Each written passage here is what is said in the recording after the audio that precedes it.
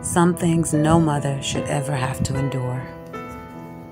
Carmen Bolden-Day had to wait nearly a month to view the body that might be her dead son, Jelani Day. And she sensed an initial lack of urgency by the police to find him. Peru, Illinois. It was in a sense a premature autopsy on an opaque, near faceless, and scalpless body that not even a mother might recognize. The waterlogged corpse lay in the possession of the LaSalle County Coroner's Office for 24 days. Even after the authorities finally made positive identification, reportedly through dental records and DNA, Carmen Bolden-Day still had not been allowed to see the body that the authorities eventually said was her son, Jelani Day, 25 years old. But how could she know if it was her Jelani, unless she had a chance to finally lay eyes on the body, even as a decomposed, refrigerated shell?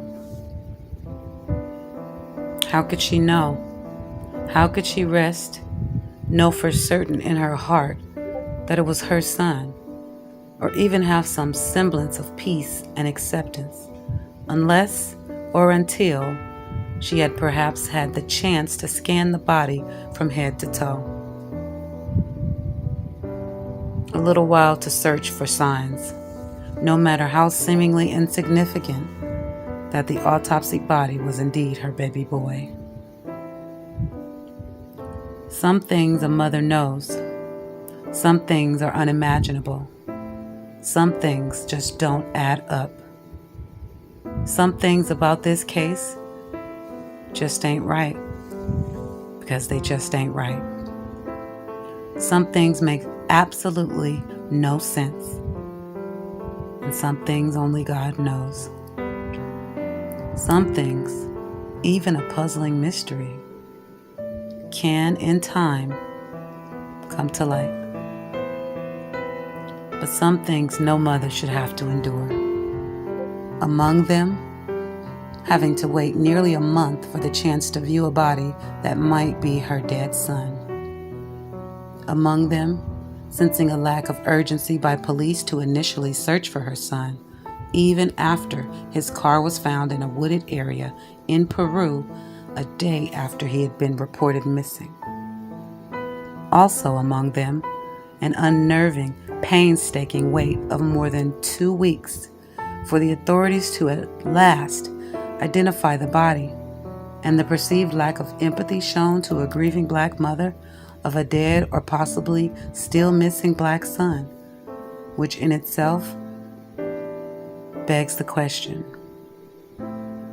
would Jelani Day's case have been handled differently if he were not black and male? This much is clear as black and white, that someone knows what or who brought this handsome, promising young black male graduate student to this town, population 0.4% African American, and 60 miles north of his college campus, where he was studying to be a doctor. Clear is that someone knows how Jelani ended up floating dead in the Illinois River, and that even as the authorities continue to call the case of Jelani's demise a death investigation, there is something foul about this case that stinks to high heaven and that cries out for answers and justice for Jelani.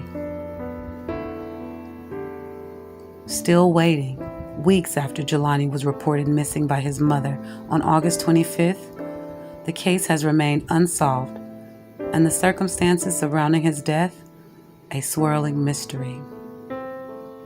The dreaded call came nearly a month late in September, as Day was on the phone with her attorney. The other line buzzed. Day answered.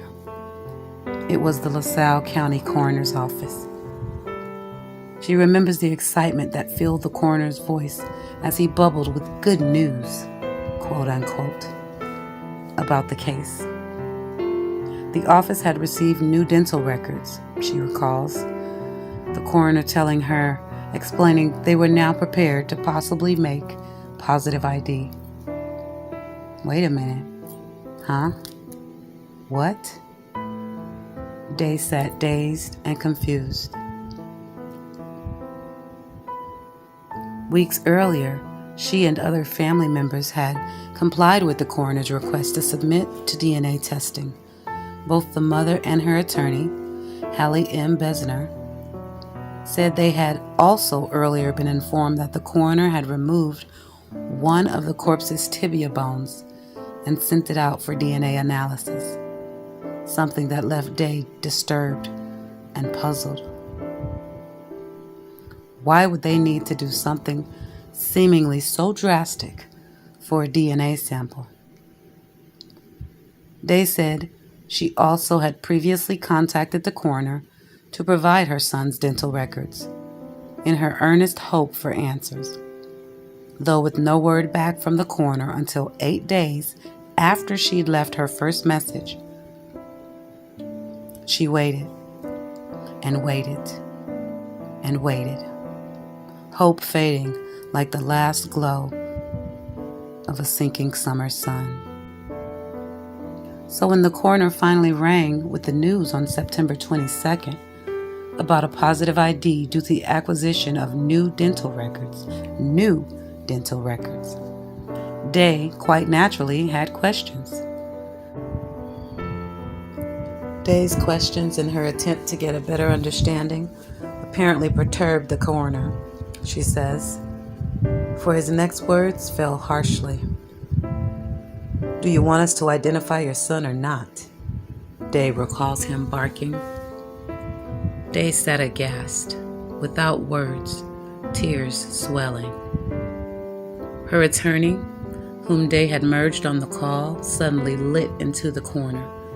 Besner recalled telling him that he had no effing right to speak to Day that way. A day later, the coroner's office made a positive ID. After notifying the family, they released the news to the press. It was Jelani Day, they said. That was their determination. But there is a yearning for a mother to see even a dead son. Except she would have to wait still. Heartbreaking for sure. Trigger warning, y'all. The corpse had no eyeballs, only sockets. The river's water had run her course, soaking the body through and through. The body was missing its front, top, and bottom teeth, Day and Besner said, citing a second autopsy performed by a private forensic pathologist at the request of the family. His jawbone had been sawed out. The family's private forensic pathologist could find no brain, according to Day and her attorney. No organs, neither liver nor spleen. Besner said the LaSalle County Coroner's Office had explained that, according to their pathology report, the organs were completely liquefied. The body had suffered innumerable fish and turtle bites and was maggot-infested, said Besner, citing information both she and Day said they received from the LaSalle County Coroner's Office. Jelani J.J. Day. Commemoration of a life well lived. Laid to rest October 9th, 2021. The article is from the Chicago Sun-Times.com. We're here in Peru, Illinois. We've just had a demonstration about justice for Jelani. There are a lot of unanswered questions. We've traced the path that Jelani was taken. His car, we found the location where they found his car. We saw the location where they found his clothes. The distance between the car, the clothes, and his body are 1.5 miles, 3 miles apart. A lot of unanswered questions. Why would you go through the path that the car was taken if you're not from Peru? You wouldn't even know to find this wooded area.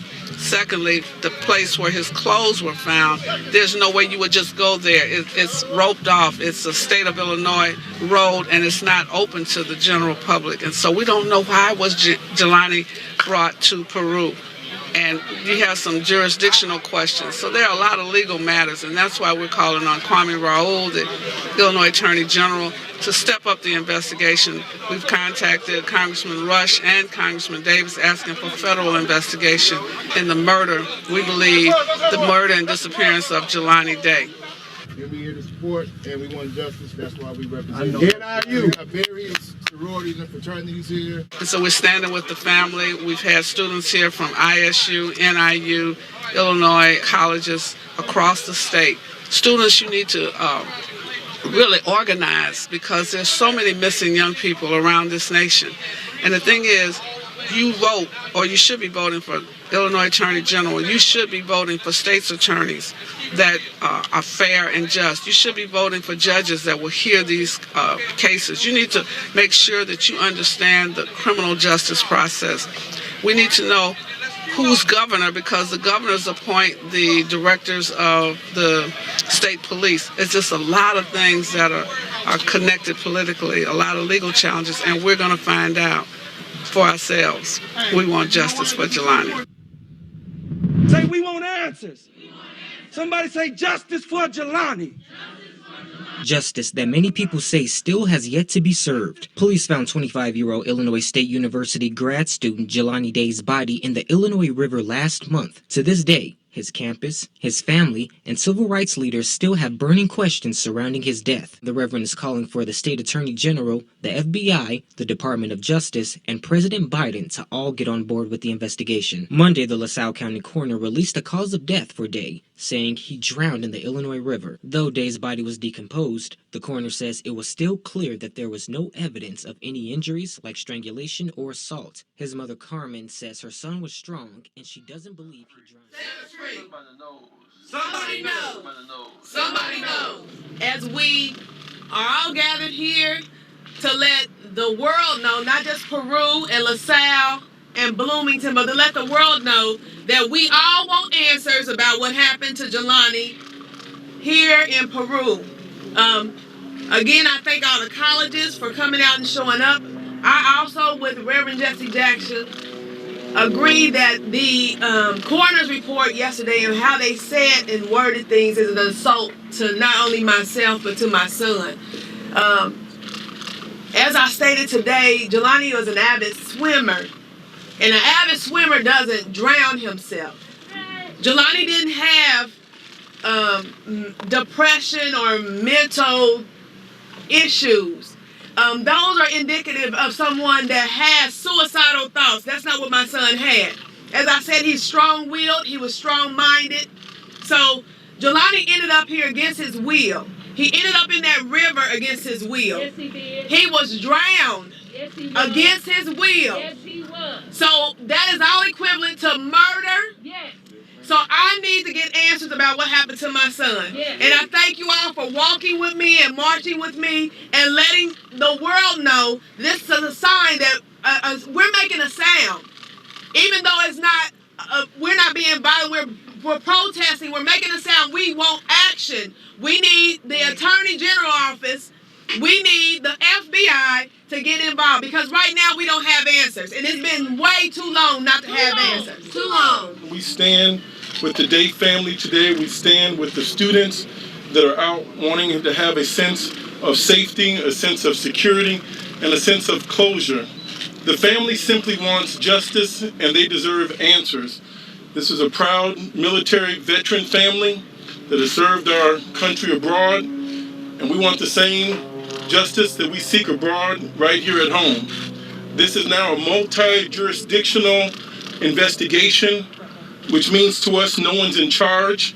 This is why we're asking for the Illinois Attorney General to step up, step forward, and to convene and lead this investigation to its natural conclusion. We saw something in Minnesota with George Floyd, and there the Attorney General for the state of Minnesota stepped forward to bring it to its natural conclusion. And we're demanding the same thing happen right here in the state of Illinois. Mr. Day, a college student, 25 years of age, happy in a fraternity, had many friends, a very highly active social and public life, contributing member to his campus, a brother with 4 sisters and brothers, was in school, medical school, was matriculating at the proper rate.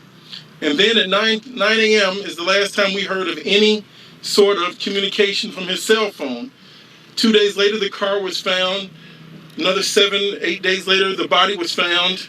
And we've had no answers. It was technically found in the Illinois River, which is state property.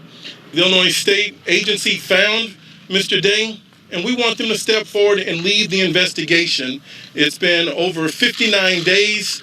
It's been a week since we've heard back from the Illinois Attorney General, and we're here demanding answers. We want to thank the Peru mayor and the police chief. They will be escorting us today. We are asking all persons in law enforcement and all citizens that know anything about this case to please step forward so we can let this family go on with dignity and a sense of closure. You will now, as we take this route, you will see the license is better than a mile away from where the car was found. You will see the car is found another mile away from where the lanyard is found. You'll see that the lanyard is another few miles away from where the clothes were found, and the body was found some distance from there. We do not believe that he did this to himself. No. And in conclusion, it's an insult the way the coroner has issued the report to the mother, to the father, to the family. I don't want to recount all the gruesome details of the decomposition of the body, but this is why we're in Peru today, to seek justice. And we would like an apology also from the coroner. Yeah. No family should ever have to go through this. So, Ms. Day, would you like to say anything else at this time? Again, as Jonathan said, when we go along this route, you will see, and I don't know if there are people here that's from Peru, you will see that the location where the car was and how they said where the body was found, where they said the clothes were found, where they said the wallet was found, where they said the lanyard was found. None of these are in a proper distance. None of these would be anything that Jelani would have purposely drove his car to, took off his license plate, not have his phone, throw away his keys, take off his clothes, and go into a river. Jelani wouldn't have done that. At all. So, since this is what they have tried to put in black and white in print to get you to believe, see it with your own eyes. Right. See it with your own eyes. See it with your own eyes and think that when you believe that somebody with common sense would even come all the way to Peru to do something to themselves. So see it with your own eyes. See why I'm so adamant about finding out what happened to my son. If I thought that anything that Jelani would have did something to himself, I can accept those things. But my son, he loved life. He had goals and aspirations. He believed in God. He had a strong Christian background. He wouldn't have dared did anything to himself. So once again, I thank you all for being here. I thank you all for marching with us for justice. Just please, please, please help me find justice. That's all I'm asking. Justice for Jelani! Keep hope! Keep hope! Alive! Keep hope! Keep hope! Alive! Keep hope! Keep hope!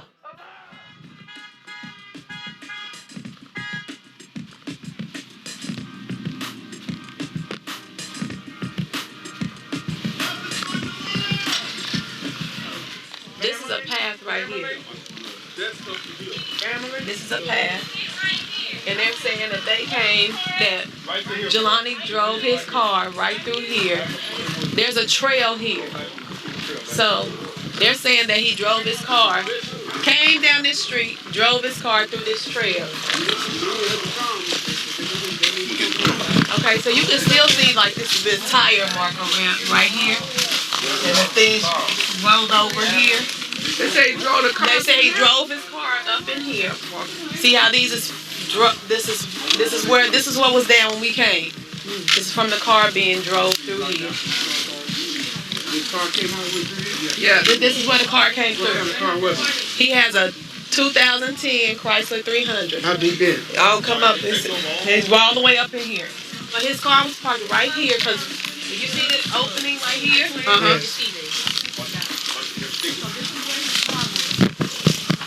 Right here. His car was parked right here. When we stood at this opening up here, this is where we looked down and saw the car.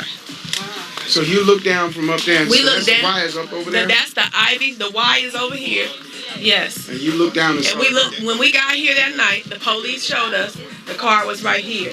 They had to take his car and pull it up there. Pull the cable up there on a tow truck. Yeah, they pulled it up. See how these sticks and stuff are down? That's from Jelani's car. They pulled it up this hill and put it on the bed of the truck. So were there windshield cracked? There was nothing cracked. Door? Nothing. Dents in the car? No. So the car was basically intact? It was intact. And the only thing that was wrong with the car, the license plate had been pulled off. The front grille of the car? The front grille wasn't nothing wrong with the back? No. And the door windows was intact? Everything was intact. He came through all of that. All of this. And the car is intact? The car was intact.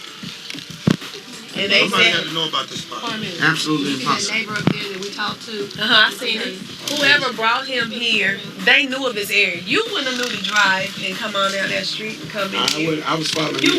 Right. That's the only way you was gonna be here. That's the only way any of you would have been here. Right. We're not familiar with this. They tell me that kids walk this trail to come here, to come from school, to go to the Y. We came here last week, and there was a young man that came through the trail to walk up here, and I asked him, how do you know about this trail? He said, I've been living here all my life. That's how he knew. The Y is right up in this hill. So this is why you wanted people to see it for themselves. This is why I want you to see it for yourself. Because there's no way that my son would have known about this. He wouldn't have put his car here. He wouldn't have taken his license plates off. He wouldn't have got out of his car and walked 3 miles to the river and took his clothes off and jumped in the river. The river is 3 miles from here.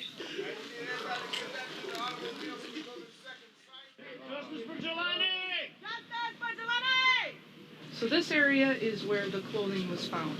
So this is the Illinois Route 351 bridge, okay? And just on the east side, on the north shore bank, is where his clothing was found. If you look here, this access road where the gate is blocked off is owned by the state, okay?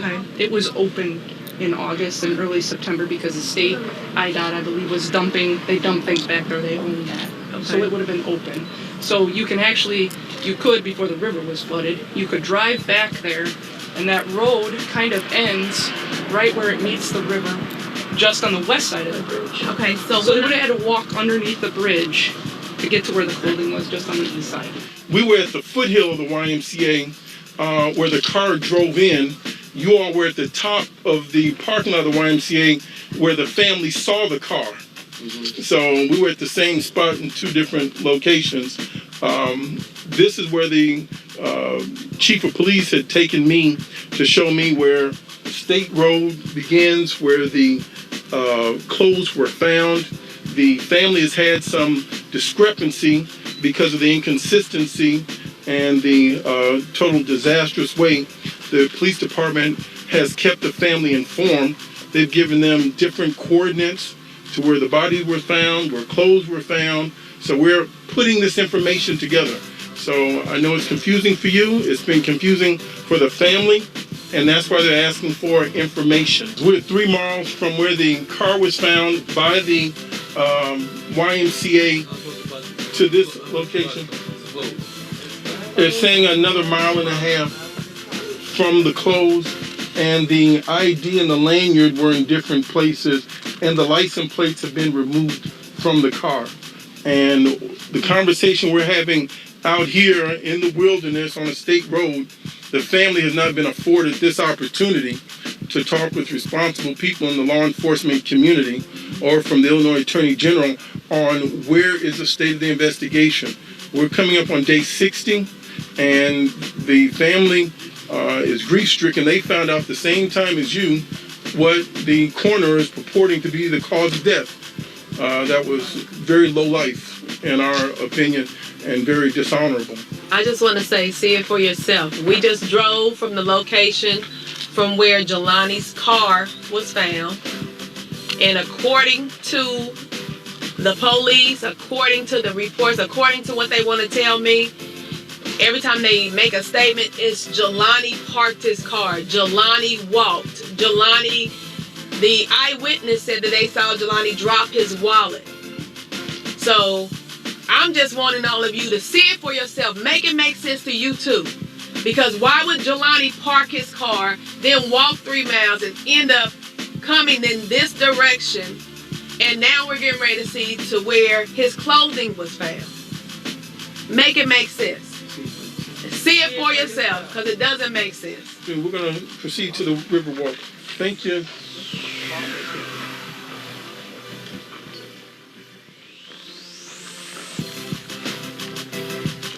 Where this clothing was found is a mile away up the river from where the body was found. And my thing is, if the police,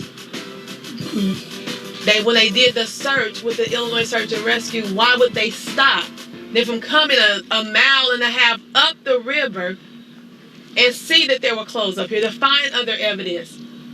They didn't do their job. None of this makes sense. So I need you to see it for yourself. See it for yourself. None of this makes sense. Why would my son come anywhere where his clothes would, even if his clothes floated to this area, why would he come down here and even take his clothes off? See this for yourself. It doesn't make sense. You just came from an area where his car was parked. This is the area where his clothing was found. 2 miles away. And his body was found up the river, or down the river. See it for yourself. And understand why I'm asking for the Illinois Attorney General. Understand why I'm asking for the FBI. Understand why I'm asking for the Department of Justice. Understand why I'm saying that Bloomington and Peru and LaSalle and the sheriff office and everybody that was down here on September 4th did not do their job. See it for yourself. Somebody knows something. This is not suicide. Somebody knows something. $20,000 has now been put up by 2 different people for rewards for information. $20,000. Ask the witnesses who came down here and found the clothing. Why would they even come down here? See it for yourself. Ask them. There were 2 young white girls. They said the police officers told us that they was from ISU that were bored, that came down here because they wanted to find information to see if they can help locate anything about Jelani. Ask them why they would come down here. Ask them why this would be the spot that they would look at. How would they know? I need those answers. Ask them why they lawyered up right now. Ask them. Mrs. Day has wanted to meet the young ladies that found the clothes, to thank them personally for coming out here to seek justice for Jelani, and then is told that the young ladies are lawyered up, and so she wanted just to thank them for taking the time out, but now she's never even been able to meet the ladies. So see it for yourself. We're just trying to find the march in Peru. According to the LaSalle County coroner, Day drowned, but it's still not clear how he ended up in the water in the Illinois River. That determination comes 2 months after the Illinois State University grad student went missing, and a month after his body was identified. Now, Day's mom says police didn't do enough to find her son, and she wants the FBI to get involved in the investigation of his death. Here's what she told CNN's John Berman. I need answers because the police departments that were involved in searching for my son and looking for my son and finding answers for my son failed me. They failed my child. Black Lives Matter! Black Lives Matter! Black Lives Matter! Black Lives Matter! Black Lives Matter! Black Lives Matter! Black Lives Matter! Black Lives Matter! When I say justice, you say for Jelani! Justice! For Jelani! Justice! For Jelani! Justice! For Jelani! Justice for Jelani! We demand. We demand Justice. justice For Jelani. for Jelani. Now. Now. Our self-respect is at stake. Our self-respect. Our dignity is at stake. We march for self-respect. March for dignity. March for Jelani. March for Jelani. May you scream like you mean it. Justice! Justice for Jelani. I need you to see for yourselves the areas to where Jelani's car was found, the area to where the clothing was found, the area to where the body was found, the distances between the three. None of this stuff adds up. The people, the young ladies that came down here because they were bored and found his clothes on September 21st. I want answers. How do they know where to go to look for things? I need to know the person that found his wallet that said that they saw someone leaving and walking away and says that this person was Jelani. I just want to talk to you. I want to know the person that saw the car pull into this wooded area where Jelani's car was parked at that didn't want to be involved. We need to talk to you. Speak up. Those ain't unreasonable. You know, I need answers. I don't want their attorneys to stop. Like I said before, this could have been your son, your brother, your cousin, your nephew. He could have been one of yours, but he was mine, and so I need answers. I deserve answers. I want answers. I need the Illinois Attorney General. I need the Department of Justice. I need the FBI, because obviously the state police didn't think it was important for them to take over. They just wanted to oversee. Now I need more than oversight. I need more than oversight. I need justice for Jelani. I don't live in Peru. I'm sure many of you don't. And we don't have a local person here that's giving the family instruction. And it starts in Bloomington, and they're not here. That's why we're asking for the Attorney General to please do his job, step forward, and coordinate this. The family has paid for 2 private autopsies. Now there have been 3 autopsies, and 1 autopsy result was just made public to the news yesterday, not even to the family in private. Oh, wow. They said the eyes were gouged out, the organs had been liquefied, and then he says it's a drowning. And now the body is beyond being identified by the family or the undertaker. That's why we're here today. So we're going to... Justice for Jelani! Justice for Jelani! Justice for Jelani! Justice for Jelani! Keep hope! Keep hope! Alive! Alive! Keep hope! Keep hope! Alive! Alive! Justice for Jelani! Justice for Jelani! Justice for Jelani! Justice for Jelani! Justice for Jelani! Justice for Jelani! Jelani lives matter! Jelani lives matter! Jelani lives matter! Jelani lives matter! We want to win! We want to win! We want answers to win that we want! All of you for showing up today, and every way you've shown up. Give it up for the mother of Jelani, the father, his brothers and sisters, his grandmother. This is what democracy looks like. This is what justice looks like. And this is just the beginning. Because Peru don't want to see no smoke. I said Peru don't want to see no smoke. I said Peru don't want to see no smoke. If you don't give us what we want, you gonna see some smoke, because we ain't going away until we get justice for Jelani Day. We ain't going away until we get some justice for Jelani Day. We ain't going away until we get some justice for Jelani Day. Give it up for Reverend Jesse Lewis Jackson and Rainbow Push.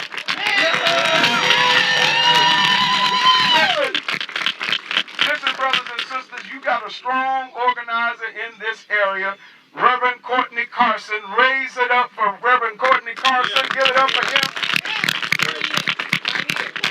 We want you to see it for yourself. Say, see it for yourself. See it for yourself. Say, see it for yourself. See it for yourself. Say, see it for yourself. See it for yourself. We went to all of these sites to the crime scene. Yeah.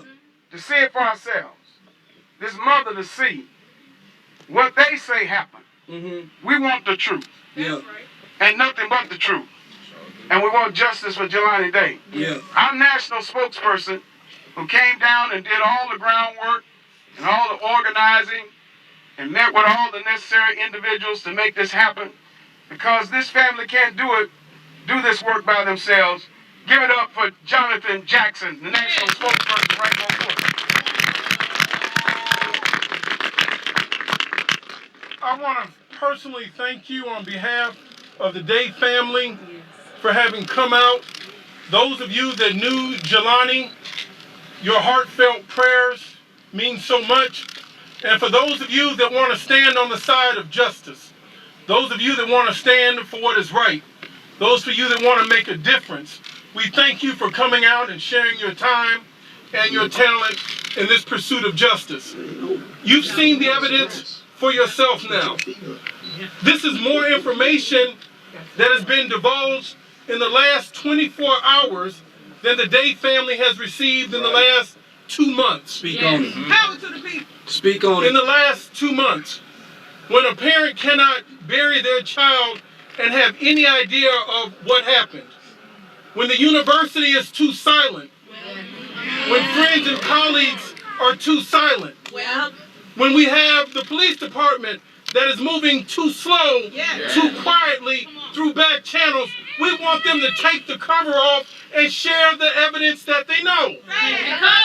The wallet is in a different place than the lanyard. The lanyard and the wallet are in a different place than the car. Right. The car and the wallet and the lanyard is a different place from the clothes. Right. Miles apart at each location. Huh? I don't want Mrs. Day to have to recount those painful details over and over and over again. So what are we doing here? We're here for justice for Jelani. Our next stop, we're going to ask those persons here locally to share the information of the investigation that they've known about. We want to hear from Bloomington Police Chief on where have you led this investigation. This case is older than Gabby Petito, and we've heard nothing about it. Nothing. We want our Illinois Attorney General. That's right. It's time for him to come out of Springfield and come down on the ground and walk through the marsh and the mud by the river, the same road that we just walked, and to give us some answers. Now I want any person from the Day family, and this family, let it be said in the annals of history, in the face of such adversity and god-awful circumstances, this family is a model of what the life of Jesus Christ is about. This family is together. They're strong. The brothers and sisters are here today on behalf of their deceased brother. You're not going to see another family like this. Give them a loving round of applause. I'm going to ask that you keep the grandmother in prayer. For a grandmother to have to recount this over and over again for her grandson is too much. For a mother to have to recount this over and over for her child. For an auntie to have to recount this over and over. And an uncle over and over for her brothers and sisters. So why did we come to Peru? Because Peru is moving too slow. We need to get to the bottom of this. And because of each one of you, justice is now beginning to roll. We're going to have a clock and a meter to count this down. We want to hear from the Illinois Attorney General. Say, Kwame Raoul. Kwame Raoul. Where are you? Where are you? Kwame Raoul. Kwame Raoul. Where are you? Where are you? Kwame Raoul. Kwame Raoul. Where are you? Where are you? And we will not forget. Mrs. Day, please share with us the thoughts on your heart. Give it up for us, mama!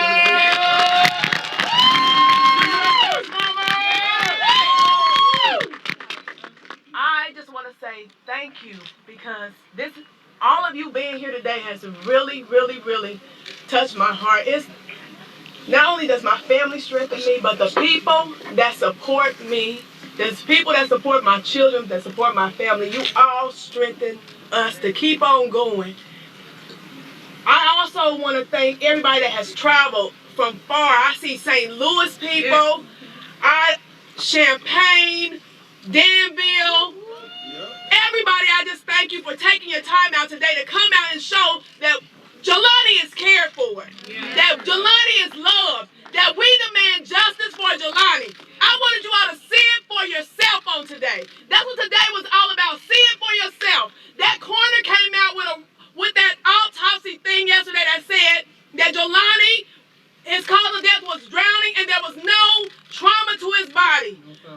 They no foul play was suspected, but they want us to believe that that area down there where his car was found and he put it there, that area where his clothes were found and he took his clothes off, that river where his body was found, he put himself there. I needed y'all to see it for yourself that Jelani wouldn't have did none of this to himself. None of this. See it for yourself. See it for yourself. See it for yourself. See it for yourself. See it for yourself. I want you all to use your common sense because obviously common sense is not common in Peru or Bloomington or LaSalle or in the coroner's office. Please be advised that this is not what Jelani did to himself. I need justice. I need Kwame Raoul to hear this, to see us, to make something happen. I need the FBI to come in. I don't need oversight from the Illinois State Police. I need action taken. I need things looked at. I need the police looked at because I need the truth. I demand the truth. I thank y'all for standing with me and supporting us and wanting to know the truth as well. So I just want to let y'all know, see it for yourself. This ain't nothing I made up. This ain't nothing I wanted to dream up. I didn't even want to be here. But I'm here today because I don't have my son. And we want answers. Because Jelani should be here today with me. Everybody should be at work, going on with their life. But instead we here demanding justice for my son. So see it for yourself. See it for yourself. See it for yourself. See it for yourself.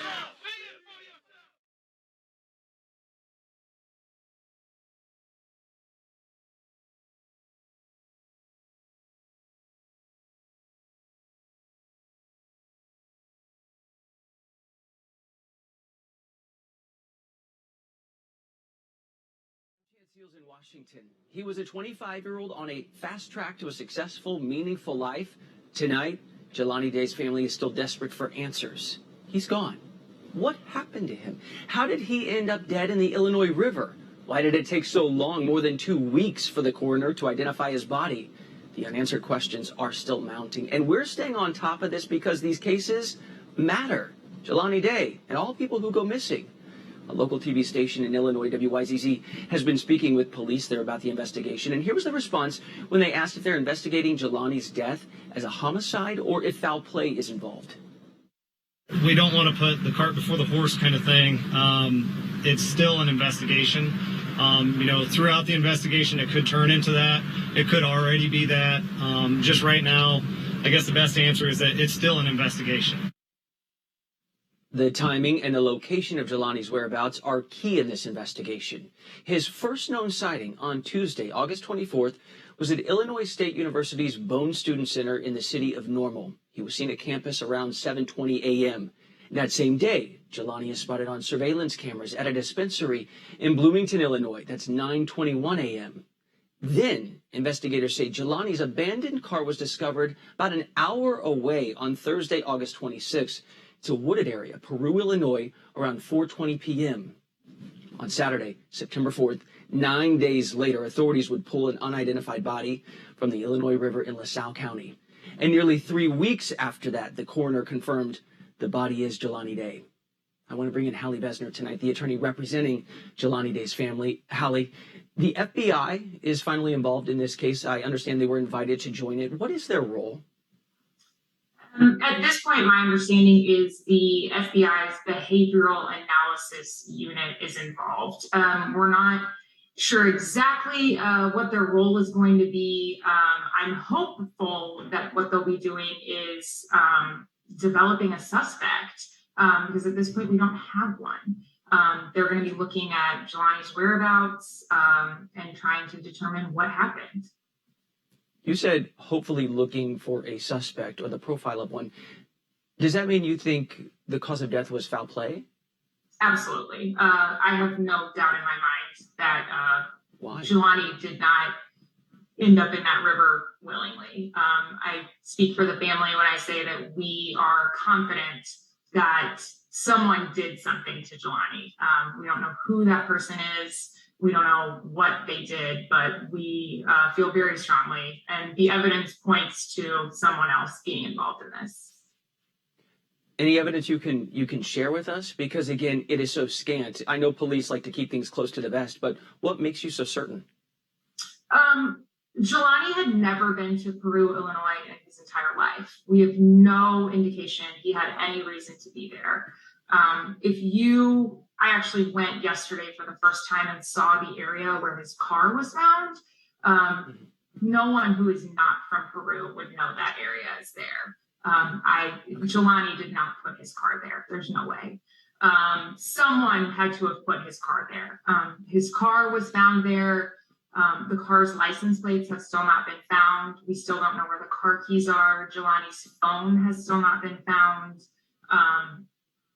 Someone has to have those things. A lot of very odd things there. Yeah, like a license plate taken off, the phone missing, pieces of clothing I think were like a mile away. So the timeline here, Hallie, it just does not add up for you, for the family. So he was seen in Bloomington, I think 9:20 a.m., but there's no trace of him driving, let's say, an hour and a half away almost to Peru, Illinois, where the car was found. We don't know of any, cell phone pings, no traffic cams, nothing? That's correct. Everything goes dark after 9:20 a.m. on Tuesday, August 24th. How's that possible in 2021? I mean, people know if you walk down the street. That's a great question, and that's really what we're trying to find out. Okay. Jelani, I understand, was 6'2", a black man, and he was in the city of Peru. I looked it up in the census, 95.3% white, 0.4% black. Wouldn't he stand out there? Absolutely. And that's another reason that we have so many questions. How does his car end up there? How does a 6'2", 180-pound black body end up in the river and no one saw anything? In a town of 10,000 people, it makes no sense. And additionally, you asked, what other evidence is there? I can share with you that Jelani's wallet was found not in the same location as his car, not in the same location as his body, not at the same time. His school ID lanyard, he used an ID card to swipe into buildings on campus. You can actually see it in his hand there, and in the photo with the blue dress shirt. That was found in another location several miles away. It just doesn't add up. It doesn't make sense. And if he were walking through a town of 10,000 white people on a Tuesday morning, someone would have seen it. If I'm connecting the dots that I think you're plotting here, it's that you believe Jelani was either kidnapped and taken there, or killed and then taken there, and then things were spread around. Is that what you're operating on? That's fair to say. Okay. It's possible that Jelani went there to meet somebody. We just don't know who that might be. Like I said, Jelani had no connections to Peru. He had never been there. We confirmed that through his prior cell phone records. So as far as we know, he had never been there. We don't know of anyone from there that he would have known. One thing, the morning of August 24th, we have two data points that we just laid out for the audience here. Jelani goes to school 7:20 a.m., then a marijuana dispensary at 9:12 a.m., and it is legal there where he is. Have investigators suggested there's a link to that?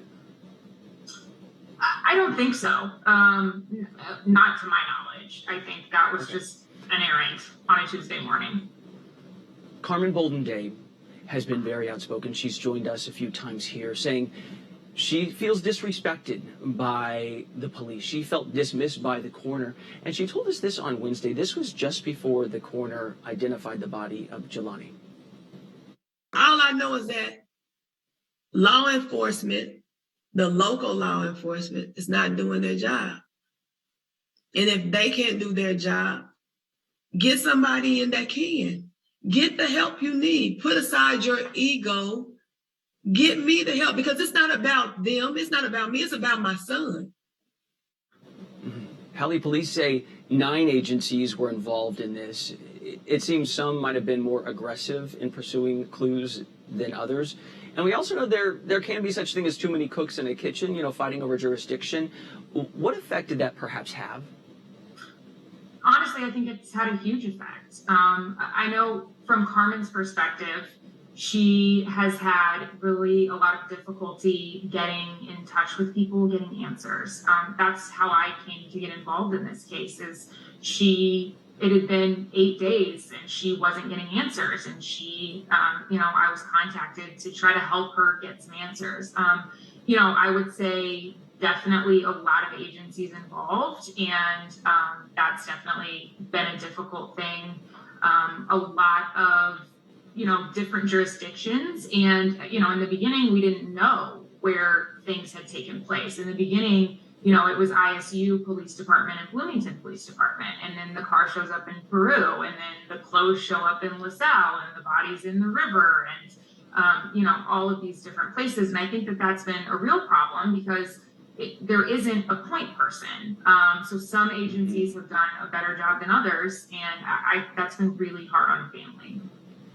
Well, I think that's what Carmen was trying to tell us is, maybe in Bloomington they said, we're going to crack this. And then you get to Peru, different process, and then it takes, I think, like 9 days for LaSalle, the county, to drag the river or something. I don't know if I have all of that exactly correct, but the bottom point being, she felt like people dropped the ball. So what is the next move?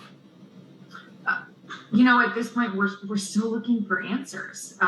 We don't know why Jelani was in Peru. We do not know where his cell phone is. We don't know where the license plates are.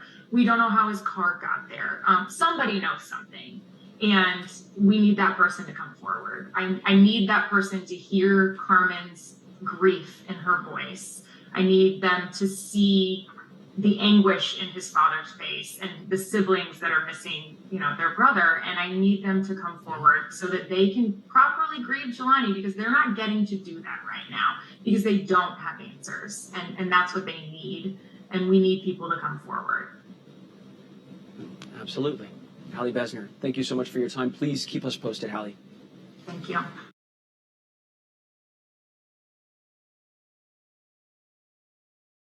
Hello, everybody. Welcome to my channel. Make this go viral.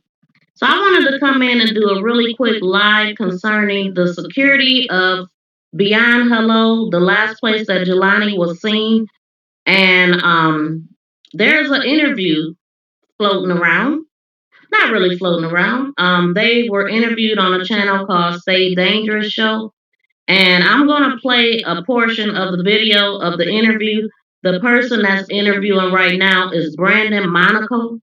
And Brandon Monaco was the account manager of this facility, Beyond Hello, the dispensary. He was him and about 20 some other security people were fired from their job like 8 days after Jelani went missing. This interview took place November 24th. And from my understanding, this is the second interview because the day before, the first interview did not save, and he does not have that information. I'm going to go ahead and let it play. And I want you guys to just be respectful in the comments, be respectful with your questions, and nobody come on talking out the side of your neck. This is not a disrespectful channel. This is a God-fearing channel, and we love God, and we respect God, and we respect ourselves, and we have self-discipline around here.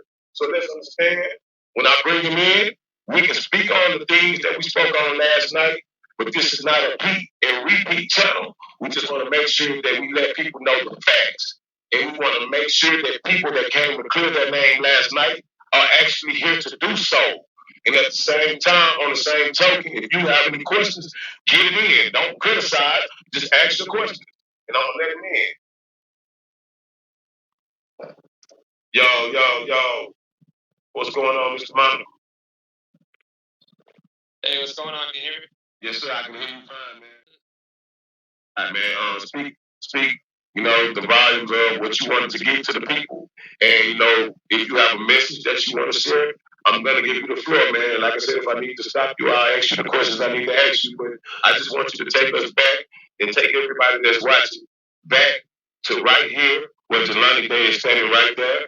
And I know you said that you was not there until 12:30 or 12 something. So could you take me back to what we were speaking on yesterday so we can refresh the memories of the people and maybe the new viewers that's in right now? So y'all have Brandon Monaco on live right now. You know? Yeah, I got you. Just let me say real quick that, people, after we had that video get taken down last night or removed for technical difficulties, immediately we already knew that people were going to start spinning with it. They were going to start turning it into something that it wasn't. People, they always like to, think of what the worst case scenario is. Oh, they removed it because of this. They removed it because of that, which it wasn't. You even said that yourself. And people think the worst of everything, and now people are on chats today saying, different things, and he just got on there to clear his name, and that's all they care about, which could be further from the truth. Everybody wants to clear their name when they're called a murderer. Nobody can deny that. Anybody that's on these chats, if they were called a murderer, they would want to do the same thing, clear their name. If it was their house being posted and their car being posted, their families being threatened, a lot of people wouldn't be as calm as I am right now. I could be, an asshole and say, come on, try to hurt me, but I'm not. Like, I'm out here talking. I'm out here answering people's questions. I'm trying the best I can to please people. And everyone's like, oh, no, you're just doing this for yourself. If I wanted to do this for myself, I would just keep quiet, stay in the background, and let this thing just kind of take its toll and do nothing and say nothing. But I'm not. I'm out here answering people's questions, doing what I got to do to make people understand that not only do I have no idea what happened to Jelani, but I had nothing to do with it. But people just want to spin their own stories. They're going to do it. You can't really stop them. But what I can do is shed some knowledge of how I know things work to maybe somebody out there will see that and go, hey, well, that matches up with this, and be able to actually shed something credible on an investigation. So I will go back to like what you were saying with Jelani. I think the report said from 9/12, I think we discussed, is when he showed up at the dispensary. What we talked about was the fact that the camera took a screenshot of him coming into the dispensary that day. Now, what we have is a picture taken from video footage. So that right there proves that there's video footage. Because without video footage, you couldn't get this image. So if the image was taken, there's video footage. Was the account manager of Beyond Hello, which is the picture that you're looking at, the weed dispensary that Jelani was last seen at. These guys did an interview the day before this, and this was actually recorded on November 24th. Something happened to the original video, and they came back to do it over. For some reason, it did not save. So this guy is the manager of the whole, of that particular Hello, Beyond Hello, and they all were fired 8 days after Jelani was murdered. So I'm gonna let this play. His name is Brandon Monaco. What I found interesting last night after our interview was the Bloomington Police Department actually put out a, what do you call it, kind of like a little update. And they said that they cannot release any information because it could impede the investigation. I'm going to try and find that article. I'll try to send it to you. But the Panagraph actually requested, they filed a request with the police department and the FBI to release footage and that stuff. The police department actually denied that request. And it says it right there in the article. The police department denied that request because they believe that it would mess with their investigation. If there becomes a trial in the future where somebody's brought on trial for this and they release any footage before that, it could alter the jury. It could give that person time to come up with something else. They don't want it to interfere with the investigation at all. They want to be able to go into trial with nobody having any knowledge or anything to use against anybody. They want to be able to get the person that did it and not have any footage leaked. So, what I'm And I just want to say again, shout out to Stay Dangerous Show. This is the guy that's doing the interview. I think his name is Jay, but I just wanted to let you guys know that the interviewer feels good about this guy, Brandon, but they don't feel good about Noah, who didn't speak enough. And Noah was actually the last person to see Jelani. He was the security person that was actually there when Jelani came in. He remembers seeing Jelani in there. But I think he said something like he didn't remember him leaving or something like that. But Jelani was the first person in. And so Noah doesn't talk a whole lot, and that's what irritated the interviewer, and he feels like he's not being honest. But Brandon, being that he was a manager, he speaks well and he's not afraid to, talk it out or whatever. But the other guy, which is a big guy, so I don't know what he's afraid to talk for or what that's all about, but it's not rubbing people the right way. And I didn't hear him say a whole lot. These guys have been threatened. They have been they've been threatened. Allegedly, they've one of their houses have been broken into. They had to move. Someone's mother was somebody tried to run them off the road. These are the things that they're saying. Their addresses have been put out, and they're speaking out because they want to clear their name. They're saying they didn't have nothing to do with it. And Brandon, that's actually talking, he actually didn't get there until noon, and he showed up because he was interviewing another guy for a job because he hires people, and so he wasn't even there, the one here to speaking. But I'm gonna go ahead and let it play. saying is this photo right here that you have up there, that's part of a video footage. Just from my knowledge of knowing how their cameras work, there has to be some sort of video to go along with this image. Now, when it shows him going in at 9:12, I can't speak on what I know happened that day because I don't. I wasn't there, like I told you. I had an interview set up to replace one of the open slots for our guards that day. I do interviews on that outside patio, so I didn't even go in the dispensary that day. So somewhere out there is footage of just me outside the dispensary after 12:30. Went to lunch at 1:30. Applebee's, have the receipts to prove it, those sort of things. But again, I'm not a suspect for the police, so there's nothing that I have to prove to the police or anything like that. People were saying, well, you need to go to the news outlets. And what people don't understand is news outlets don't care what I have to say because I'm not a suspect.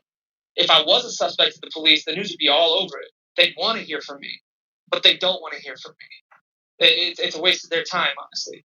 And they don't want to put something out on the news that has nothing to do with the investigation because that takes eyes away from finding what happened to Jelani. Because that's what we all want. We want to find out what happened to him. So going back to what you were referring to at 9:12 when he went in there, the theory goes that he had his phone taken from him, which I don't know if he had his phone taken from him or not.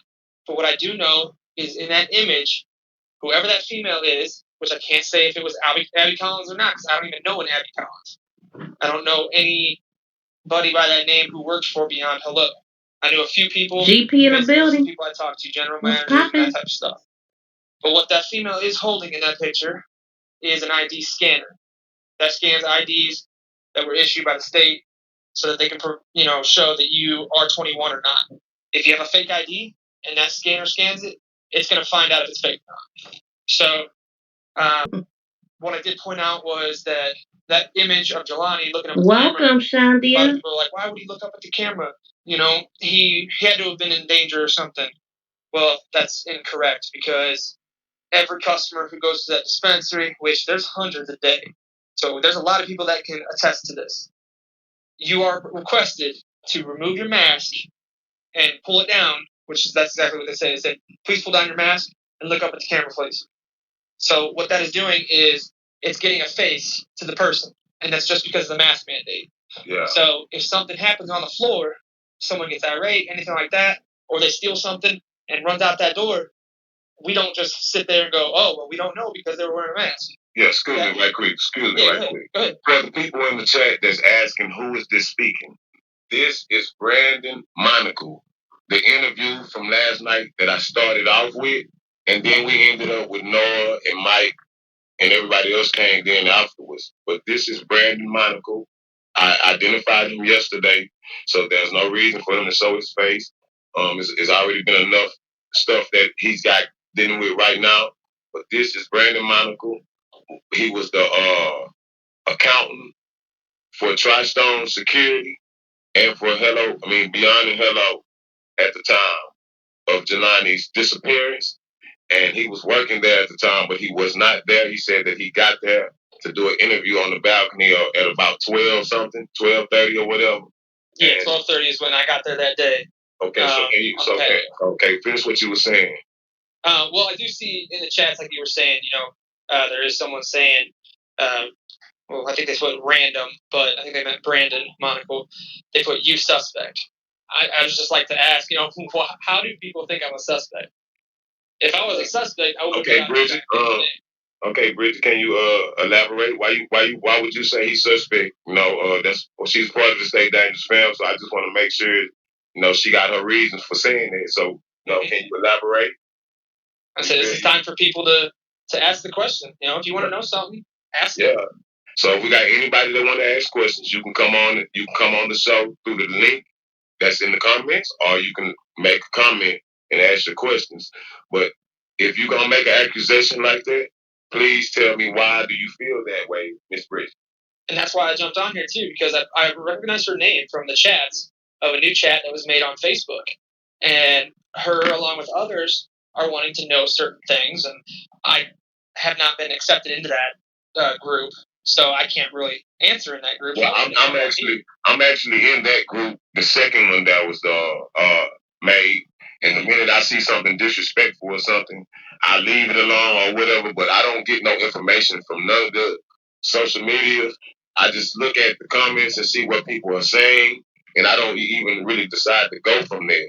I just want to go from the facts and what Jelani's mom said, and I try to take what she said out of her own mouth, and what was very suspect to me as to why they found his clothes, the girls that found his clothes, then they lawyered up. Were these girls that knew Jelani at school? Were they people that were close to him? Was he amongst racist people and they didn't know? And he didn't know? It's a lot of questions that I have that's unanswered. But the questions that I necessarily have for you is what could you tell me as far as when he went into the dispensary that day? And you said by you saying that they cannot cut the cameras off or the feds or be, you know what I'm saying? Mm-hmm. You said so basically, when he walks in, and this is all based off of my experience of knowing the cameras. I was not there at the time he was there, so I just want to get that out there. So anybody who wants to try and twist it, don't, because this is just pure off of what I know about the cameras. So when he goes in, we have the image of him standing there, holding his mask in front of a female with a scanner. Not sure who that is. But at that point, he would then have to put his mask back on, and he would go through the lobby. Now, when you go through the lobby, there's cameras there. At that point, you are in front of a desk that has a security guard sitting behind it. They are monitoring footage, but they cannot turn anything off, alter, anything like that. It's just a monitor that has, each camera on there so that if something's going on outside, the guard can see that and be able to react or something. So if something was going on outside, the guard that's sitting at the desk behind the girl that's taking the temperature for the COVID or whatever, so those guys don't actually have to be standing or sitting in a room. They actually had a monitor right there. I've actually seen this. See, I've been in a few dispensaries in California, and I've actually got the chance to see exactly how they work. And I do know, like you said, if those cameras get cut off for even 30 seconds, that the feds would have to investigate the situation and quickly. So I understand that, but what I did not get from you guys last night was the fact that somebody had a monitor, and so the somebody was Noah, because you said Noah told me it was him himself that he was sitting at the table behind the girl. Yeah, he said that last night. Okay. He said that he was monitoring the cameras and stuff like that, and he said that the dispensary would have opened at like 9 o'clock, so it would have been just freshly open. And it's just like any other day. People are either lined up or there's not. Whether there's a little amount of people or there's a lot of people, it doesn't matter. You still treat it just like every day. It's a 7 to 3 job. You go in, you sit down at the desk, people come in, you say, hey, have a good day, and you buzz them in. The guards literally do not have anything hands-on to do with the marijuana, the dispensary itself, none of that. They're there just to make sure that the place isn't robbed. That's pretty much it. But let me go ahead and touch on the chat real quick before I lose track of it. Yeah. Bridget says, Brandon, you work at the dispensary, right? Bridget, no, I do not work at the dispensary anymore. What we discussed last night was after about a week, so it was like 8 days, September 1st, Beyond Hello actually ended the contract with TriStone and hired Allied Universal. I asked for an explanation, and the only explanation they would give me was, quote unquote, this is just a business move, nothing personal. Your guards did great, but this is what has to be done. That is all the explanation I got. The only reason I lost my job as the account manager is because my sole purpose was to make sure those guards were being hired, put where they're supposed to be for all 4 dispensaries in Illinois. Once there's no guards or no contract, my job is not needed. So TriStone would not pay me my salary if there's no accounts to be an account manager of. So that's why I lost my job. And that happened on September 1st, which would be roughly 8 days after Jelani went missing. So no, I do not work for them anymore. Then she puts, I remember you said the news outlets, right? No, that is not correct, and that is not what I said. I said that people on Facebook are requesting that I try to go to news outlets, but news outlets will not listen to what I have to say unless it is going to be something that has something to do with the investigation. If it's something that's put out by the police or FBI, that's when the news outlets want to know something.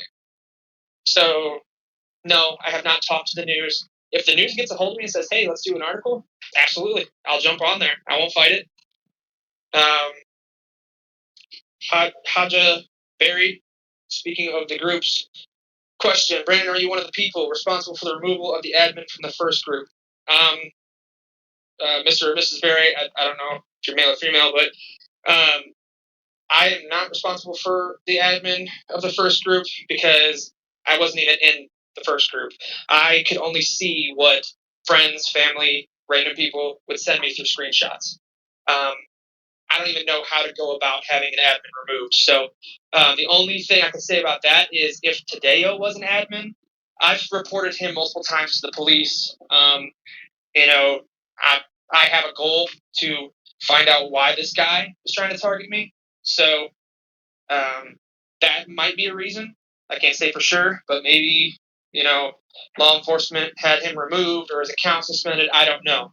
But I do know his posts and many posts on that group have been reported, at least 100 times to Facebook. So maybe they finally did something and had him removed or the admin removed. I don't know who the admin is. So, I can't touch upon what really that is. But I can answer and say that, no, I did not have anything to do with the removal of the admin. Where's the rest of the footage? This is actually a question that I've been getting a lot, and people do not listen. I do not know what happened to the footage. That's not because I had something to do with it. It's because nobody working security or for TriStone can touch the footage. The only thing I can say is Beyond Hello, a.k.a. Jushi, which they're not a security company, they're a dispensary. That is Jushi. Let me clarify that because people keep saying Jushi is a security company. They're not. Jushi is a dispensary. They hire third-party security companies such as TriStone. So, TriStone Security, our security guards, myself, we cannot touch the footage. The only thing we can do is monitor it from behind a monitor. The only people that can alter footage, such as shutting it off or anything like that, comes from a headquarters out of state, which not a lot of people really know about because that's the whole point of security. Now, if it does get shut off, the state is notified, and the state will shut that dispensary down immediately. So, do I think that cameras were shut off or anything like that? No, I do not think that, because the dispensary would have been shut down immediately, and I would have been notified. So, when you ask me where the rest of the footage is, I don't know. My guess is the police department has footage, and Jushi has footage. Jushi and Beyond Hello are probably barred from even commenting or putting any footage out because the investigation. So I think what is going to come to light in the future is once the police department finally does touch on the investigation and, go a route with this, I think some footage is going to be put out by the police department to kind of shed light, and it's going to put an end to a lot of people's theories of what's been going on. Okay, that makes perfect sense. So I was wondering if we was gonna hear anything from Mr. Noah. Did you actually talk to him? Was he in good spirits last night after the show? I mean, what did he think? Yeah, so what I know from Noah from a personal experience is he's not really a public speaker. And that's what people are like, well, he sounded nervous. Well, yeah, he's nervous. There's a bunch of people calling him murderers, and he's going to talk live. I myself, I've been doing this a while. I was an account manager for, multiple security companies. I've, been in a supervisor role for the last 10 years. So I can talk, and sound, just normal. But some people have public speaking, nerves and stuff like that. Not everybody can do it. So that's when everybody needs to realize that doesn't make him a suspect. It doesn't make him suspicious. It just means that he's a normal person. Yeah. But I did talk to him afterwards, and, he felt good about being able to finally have a voice that he hasn't had in a while. He's been sitting here taking punches from everybody and not had a voice. He's had to pack up his family and take them to safety because his house is put out there. It's a lot that he's trying to go through right now, just like we all are. But you got to remember, everybody, we lost our jobs. We don't have the income to up and go get a lawyer if we wanted to. We don't have the income to up and move because people are putting our addresses out there. We don't have that luxury right now. We are unemployed. We're trying to find jobs. So there's a lot on our plate. So let me ask you this. When you were account manager at Beyond and Hello, for Tri-Stone. For Tri-Stone, and you worked there at Beyond and Hello, who all were you in charge of hiring? Just the security staff or? Yes, just strictly the security staff, which would have been 2 guards for each shift, first and second shift, and there were 4 dispensaries. So the 2 guys. So you were the account manager that wasn't there and didn't get there until 12:30 the day Jelani went missing, and Noah was the one at the table behind the lady at the front door here. And who was Mike? Mike was the other guy, or was he triple nine or 666, whoever that was? Are you talking about that Viper? Yeah, Viper. Did he come in as Mike afterwards? No, so Viper, he was another security guard, and he actually was scheduled 3 p.m. to 11 p.m. He was only on second shifts. That's all he was scheduled for. He did not come in any earlier. He did not, take a first shift that day. I have timesheets on my computer still saved. The guards that were hired for that day normally worked that day. What I can tell you is on first shift, which this is information that we haven't talked about yet, Noah, we all know, was one of the guards that shift in the morning. The other guard that shift was a female. So, everyone's saying that the 2 guards, overpowered this person. It's not feasible. Noah, he's a freaking teddy bear. The big ass guy, man, and if Noah get mad, it'd be the quiet one. See, the one thing I kept sticking to him for last night, man, because I still feel like I'm just not one of the bad people or try to be dominant and make you say something outside of what you want to say. But I have my own thoughts and my own feelings as well about this, and I'm not tying emotion to it right now. Right. And you see, I didn't come on none today due to the fact I could have came on way early this morning. I've been up since early this morning, mad as hell, because my video didn't get posted, and I didn't want people to hurt you guys thinking. Yeah, I believe that's because it was the second show, and you can't do a do-over. Like, I don't know what happened to that live. I know it was a lot better, the original one. So that's why I think he's doing a lot of talking now, because he already knows what he gonna say and stuff. That you guys were the reason my video didn't get posted. And so, I was like, man, I got to make a decision to do something, but I can't do it now because I told y'all the other day, I have my own feelings, and I feel that you are telling me the truth, but I don't feel that Mr. Noah is. And I don't feel right with him for some reason. And I didn't want to say that last night, but I would not be real as a man to be lying to you or anybody else in my Stay Dangerous family. Family don't lie to family, man. I just can't come on here and be fake. And I can't that's why I kept, if you noticed last night, I kept asking him questions. So by you telling me what you told me today, that he's kind of camera shy, he don't like to speak. He's kind of like, one of those, not a motivational speaker or whatever. He don't really do a lot of talking. I understand that part of it because I'm like that too. I had to break that out of him. But Noah is only human, just like you and me. Just like asked me what I asked him. I was broke down and tried to remember every single thing I could about this guy, even down to the shoes he was wearing. I analyzed people. I do. I can meet you for 5 minutes, and if I was in your presence, I can see you again and know everything about you that I didn't know from the last time. Look, that's that dude I seen last time.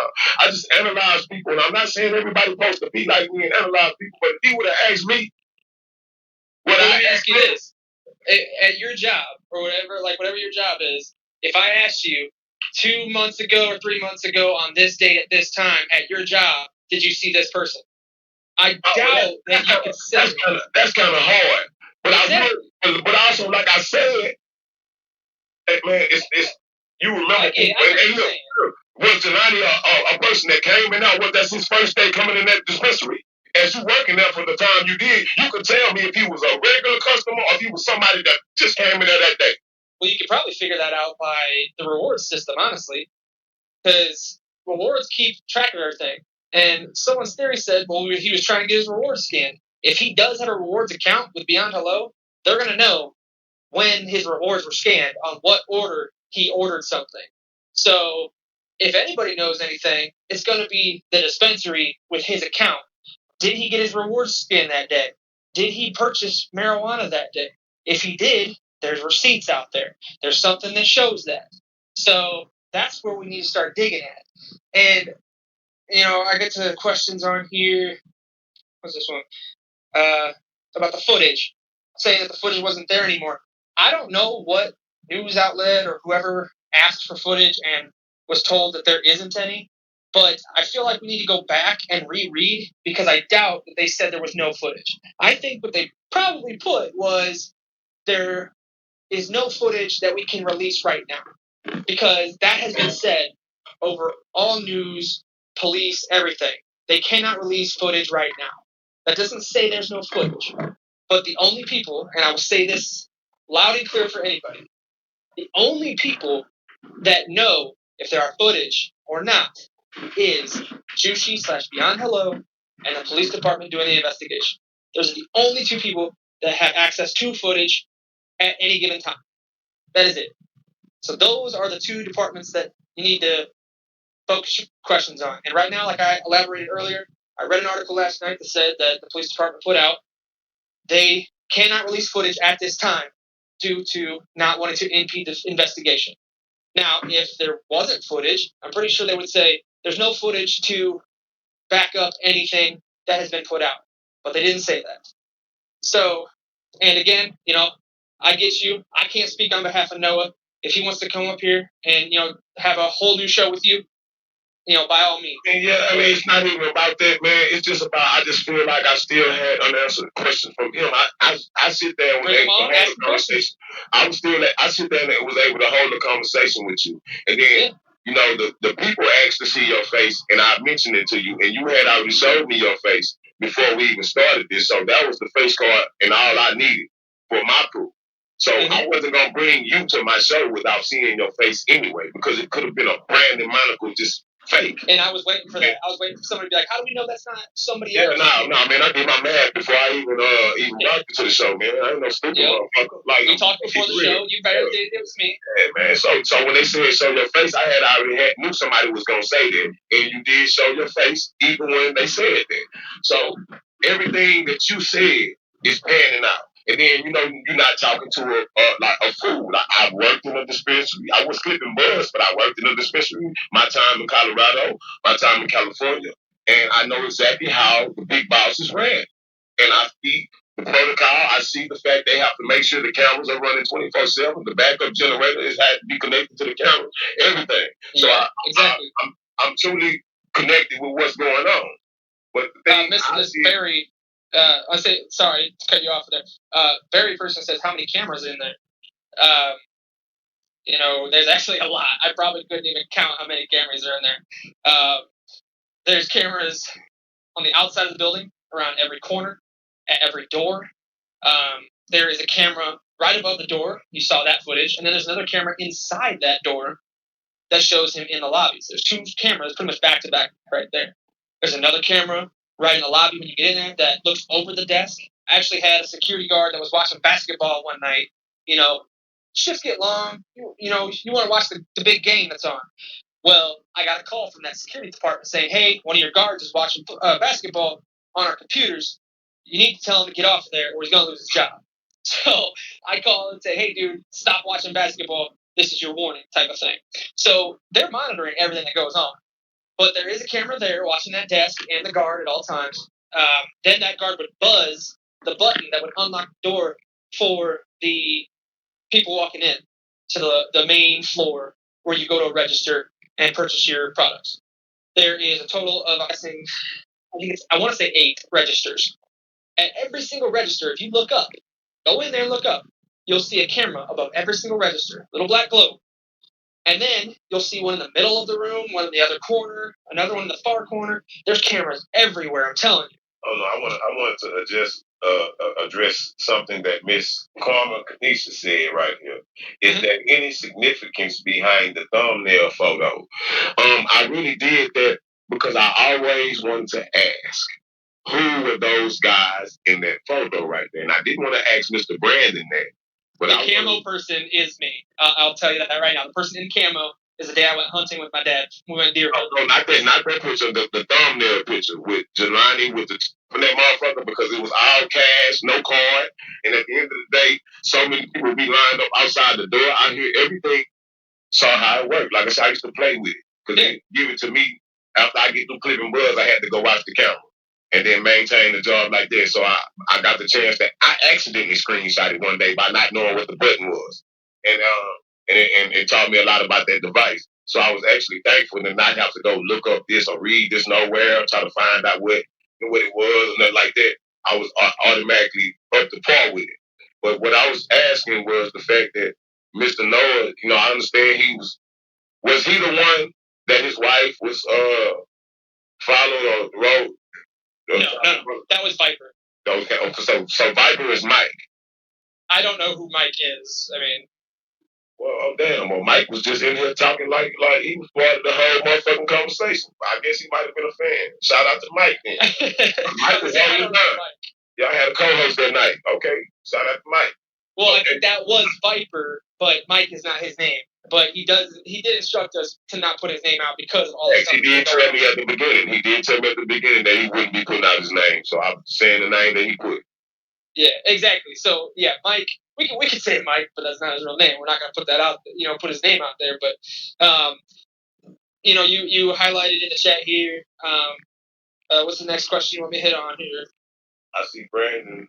I see this is Brandon Monaco talking now, and I'm happy that he's out to clear his name and tell us everything about the dispensary and what he saw. We appreciate it. Yeah, man. Shout out to you, Bridget, for so. For real, not everybody is in here bashing him. Yeah, here's the thing. I'm going through comments. I have so many damn comments, though. I have so many comments. Hey, Brandon, have you talked to Jelani Day family? I have not. However, So Noah did, because Noah told one of y'all told me yesterday. Yeah, Noah was there in the background the day they did the news outlet at the dispensary. He was there that day. They did the news, and you can see him in the background. If you actually watch one of the videos. Hold on. Wait. Oh man, hold up. Give me some time, man. This don't make no sense. Like when you just said that, I don't know, man. Let me come out from my motherfucking high horse right now because when you said that, I just feel a certain type of way. Well, let me explain I really this. did, man. I really did. Let me explain this. Please, Noah, can you please come on over here, man? I know you watching, bro. I'm not finna bash you. I'm not finna ridicule you. I'm not finna make you feel nothing less than the human you are, sir. I just really need to talk to Noah, bro. Can you please tell your friend to come tap in with me, man? Because I don't want people to leave this show feeling some type of way about Noah, because I do. Yeah, I mean, he can come on here. I sent him a text. Noah knows exactly what happened to Jelani, man. And here's the thing. That news outlet, in your mind, you're thinking that happened the same day. The news did not come out until like a week later. So they came out during first shift of his normal shift. That's the only reason he was in the background of this news outlet. So that's the only reason he had contact with Jelani's mother is because that day the news came out, he was on duty. That's the only reason. Did he tell you what he said to Jelani's mother? Because he did say that he spoke with her, but I don't recall what he said that he said. So I don't want to put no words in the man's mouth. Because I got mad respect for you guys. I'm glad that it takes a lot of guts to do what you guys did yesterday and what you did today as a man. Yeah, and what he told me respect you as a man, no matter whatever the outcome is. Because I'm not out there investigating this. I'm not out there on no case or nothing like that.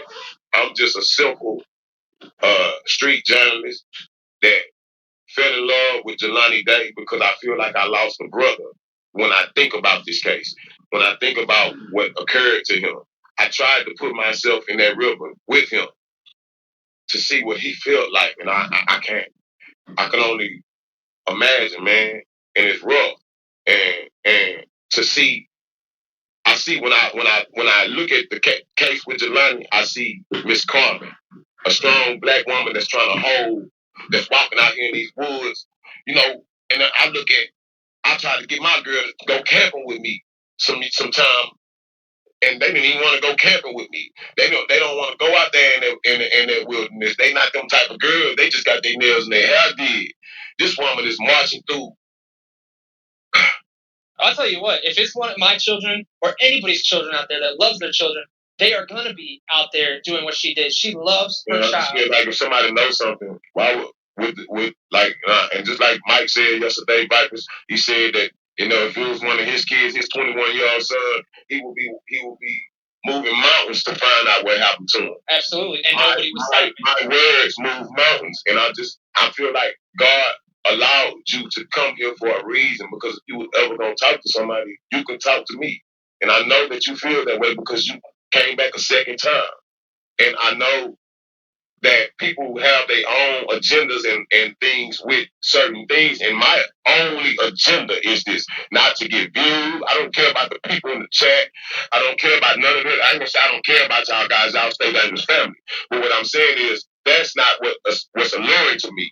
What's alluring to me to where I can go to my car and leave without having to, walk a long distance or park next to somebody else, and this is from 9/12.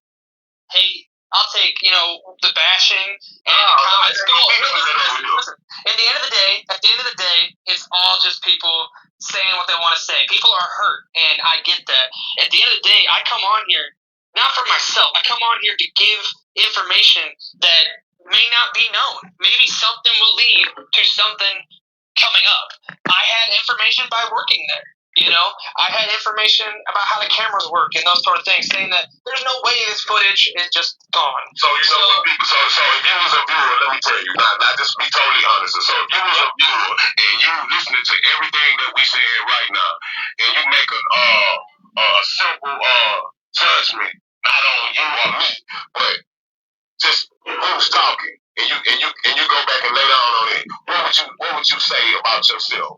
Man, here was a guy, and to me, I would say this. Here was a guy that was the account manager for Tri-State, and he worked at this company. So if it was ever anybody to be, and then what you told me was, okay, Jelani went missing this day, and then you were called in. And then I don't know if that's the same day that the feds came because of the missing case. So I was never called in. I was never called in. There was. No, I mean, you said you already had an appointment to interview somebody that day. Yes, I had an appointment to do that day anyway. So you didn't hear any rumors circulating or nobody saying, hey, somebody got robbed till this morning, or hey, man, the dude Jelani that usually come here got into it with Noah, or any man, come on, man, shit happen every day, man. Don't think because I done had to smash my engineer that I was working with at my job. So it's been some situations that I had to do. But so that day, I actually had the interview, and Noah did the interview with me. He was there with me to set up the table and chairs outside at 12:30 for this guy to show up. Noah and I were literally standing on the patio at 12:30 on the concrete patio under the awning where there are cameras posted, and we waited. This guy was supposed to have an interview at 1 o'clock. And I would love to have my account still from Indeed to show everybody the conversation with this guy that was supposed to have an interview that day. And he didn't show up at 1 o'clock. I looked at Noah and I said, well, how about this? We'll give him 30 minutes. We need to fill this position, and he has a good resume. We'll give him 30 minutes. He didn't show up at 1:30. I said, all right, let's pack it up. We took the table, put it back in the back of the truck, the chairs. I told Noah, I know exactly what I told him. I said, hey, do you want a game tonight? We can, get on the Xbox. That's literally what was said. And then I looked at Noah and said, well, maybe I should come inside and say hi to everybody and just, I'm the boss, so I might as well come in and say hi. Well, the dispensary wouldn't let me in because I didn't have a mask. I did not bring a mask with me that day. And I said, do you guys have any of those Beyond Hello masks still? They said, no, we don't have any of those left. We gave all those out. I said, well, don't worry about it. I won't worry about it today. Got in the truck and left. That was exactly how, from the time I got there at 12:30 to the time that I left at 1:30 went. Left at 1:30, went to Applebee's down the street, and had lunch with my girlfriend, who had a baby appointment that day that I had to miss because I was supposed to do this interview with this guy. Okay. Sorry, I didn't mean to skip over your comments, Miss Berry. It's a little bit, I don't have a moderator checking all of these comments. Y'all guys are commenting a lot. I'm trying to get to every last one of them by myself, but my eyes and my thoughts are going kind of a lot of different directions right now. That's a side door. And it's literally directly, I'd say, 25 feet from the front door. So the picture you have up now, if you were to go out that door and take a right, you would be able to see that side door. Yeah, we covered that last night, but she asked, is it protocol to leave that front door open? I remember I asked you that too. So I actually brought that up last night, I brought that up to the dispensary and said, why do you guys prop that door open? And a lot of them just say it's because there's so many people coming in throughout the day that they have to sit there and open it, bring the next person in, close it, open it, close it, to where they just prop it open and they can peek out and say, next person. Now, with the new security people, I notice when I drive by that they actually have a guard standing outside that door with it still propped open. So I don't know if they've changed their policies or anything like that, but they never really had a policy for that door. And I told them multiple times that is a security risk. You can't just prop open a door if you want security in your building. So, yeah. Okay. So she said, how did Todd, whoever this dude on, yeah, I don't even give a fuck about him. How did he know you worked there? Was it somebody already saying something out there where y'all at? Do y'all have people that's really cute to y'all that's online, that's out there in Bloomington? So here's the thing. You could probably find anything out there on the internet. On my Facebook page, I used to have, which I had to take it down so people weren't harassing me, but I had on there, worked at Tri-Stone Security as an account manager. So anybody who goes to that dispensary and sees uniforms that say Tri-Stone on them, it's public knowledge that Tri-Stone was working there. All they have to do is search for Tri-Stone. They can see where my Facebook that I worked there. But for this Tadeo guy, someone said he lived states away. The only way he can get information like that is by getting information from others, things like that. Actually being in the area, maybe being a customer that walked through there and, knew Tri-Stone or anything like that. But like we discussed yesterday, what was very sketchy was the fact that his whole Facebook page seems like it's just made up, and he does this to other cases, and he sounds like a nut job. But what I'm saying is, in order for him to get this information about the guards, someone either A, had to feed him our information that was logged in the dispensary in one of the log books or something like that, or B, he just really did a full-on search and found out that Tristone had the contract for a security dispensary. Googled not my Facebook personally, but Googled Tristone Security, and it popped up that I worked there on Facebook, and then, tied me into it. So those are the only pretty much two ways that he could get the information. Well, I got some cold people is in this shit. Well, Miss Bridget, you tough. She said, OMG, your voice cracking like you about to cry. I've been feeling the same way throughout the whole case. Where's Noah? Man, I hear it in his Stay voice. dangerous. Thank you, girl. Miss Bridget, I appreciate some of y'all guys for coming and asking the questions that you guys feel, because maybe that will stop the ridicule of some people sending dishes at him and sending threats at their family. Look, man, them people's family don't got nothing to do with them. Even if they did or have something to do with it, allegedly, if they did or they didn't, the family still don't have nothing to do with it, man. That man mama, that man auntie, that man people, period, don't have nothing to do with the choices.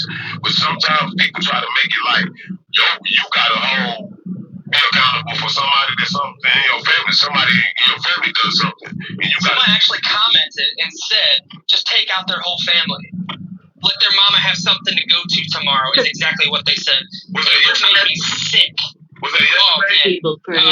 Someone reposted it yesterday. No, I'm talking about on my show. No, not on your show. I'm talking about my goddamn video.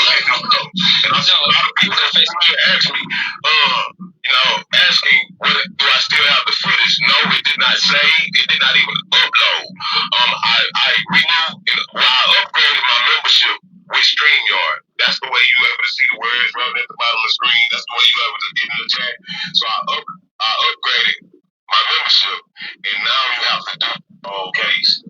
That shouldn't have had nothing to do with it. Man, I hear it in his voice that he's really trying to help us out, Miss Bridget, and I appreciate some of y'all guys for coming and asking the questions that you guys feel, because maybe that will stop the ridicule of some people sending dishes at him and sending threats at their family. Look, man, them people's family don't got nothing to do with them. Even if they did or have something to do with it, allegedly, if they did or they didn't. That's all of the video that I'm gonna play for the Dangerous Show.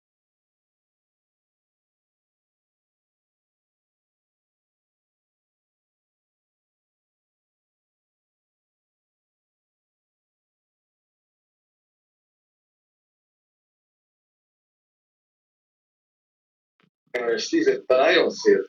So that's what happened. There was part of the problem in this case was there were things missing, and I don't know why they were missing. So that was one of the things. And then there was destruction of the body. I could not identify the person. I mean, you're telling me it's your son, but I couldn't confirm that. There was a name tag on the body bag, but there were no name tags on him. He didn't have a toe tag, for example. And he was not recognizable. I couldn't tell how old the person was. There's just things. It was not a good exam. It was a second look autopsy of the worst kind.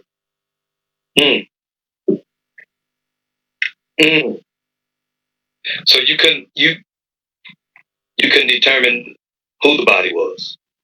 Yeah, I have questions about even who he is. I couldn't tell what race he is. I just knew that he had a man's name. His eyeballs were missing from their sockets, and it looked like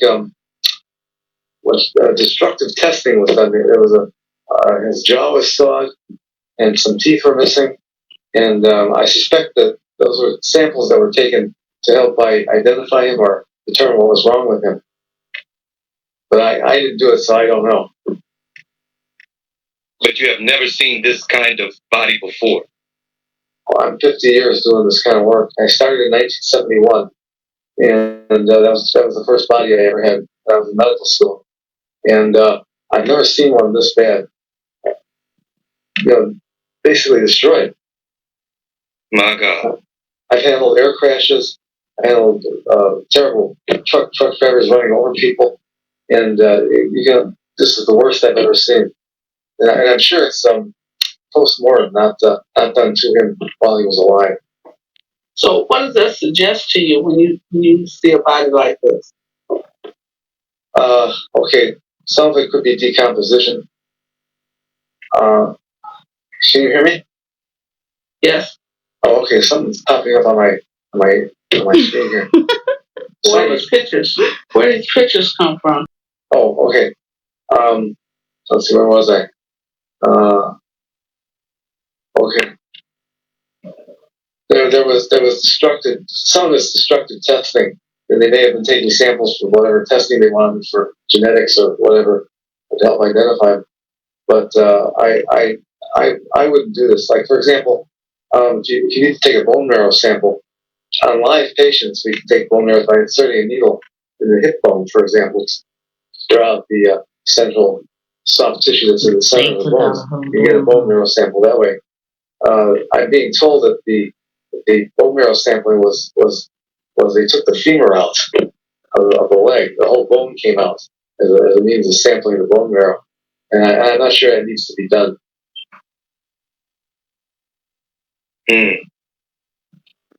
Wow. Sister Day, I'm so sorry that we had to relive that and bring that up. That's tough. My God. At this juncture. Go ahead, sir. I could not determine the cause of death. And I'm not sure that he was identified properly. It really was him that I examined. Hey, Shay. Now he's being real nice when he said, "I'm not sure if that needed to be done." He could have got it. They could have got it another way, not taking out a whole bone. And he does sound shook. He know this ain't right, man. He ain't never seen a body like this in 50 years. Plane crashes, run over by a semi. He's never seen a body in this horrible of a shape. Okay. Understood. Can he restate the last sentence he said? Yeah. Repeat that again. I'm not convinced entirely that I had the right person, because the name tag on the body bag, but no name tag on the toe, for example. So they could have had the wrong name on the bag. I don't know. And he was not identifiable. I couldn't tell how old he was, and the skin was off his face completely, and there was just facial bones showing. He was not presentable. So is there anything that can be done to determine that the DNA is actually his? I mean, I know that they do it. I don't know if it's something that you did. No, I do DNA. And they do DNA. I think they can, yeah. From a known sample that's known to be his compared to that. Mm-hmm. Oh, is it normal to have missing teeth and jaw to identify the person? Yeah, I've never done that, so I don't think it's appropriate. Is there a certain agency that you report findings like this to hold those agencies accountable for very good falsifying autopsy records or anything like that? Well, the coroners are in charge of the autopsy. It's their office that handles it within each county. In Cook County, it's a medical examiner. That's the problem. And they get first.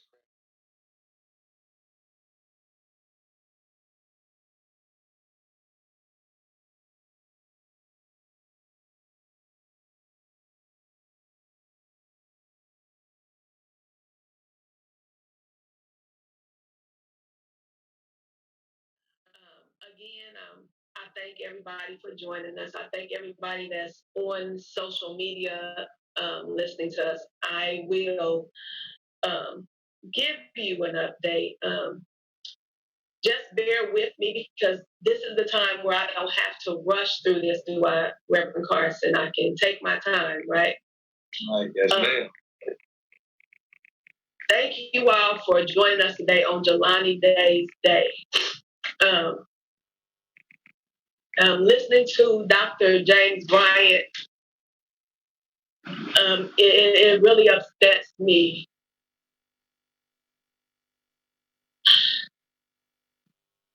to talk about the condition of my son's body. However, I just need everybody to be aware and to understand, not just because this is my son, but because that this could have been any of your children, how important it is and what about urgency it is that nobody has to go through this again. So, as you all know, on Monday, August the 23rd, that was my last time speaking to my son. On Wednesday, August the 25th, I received a phone call that my son was missing.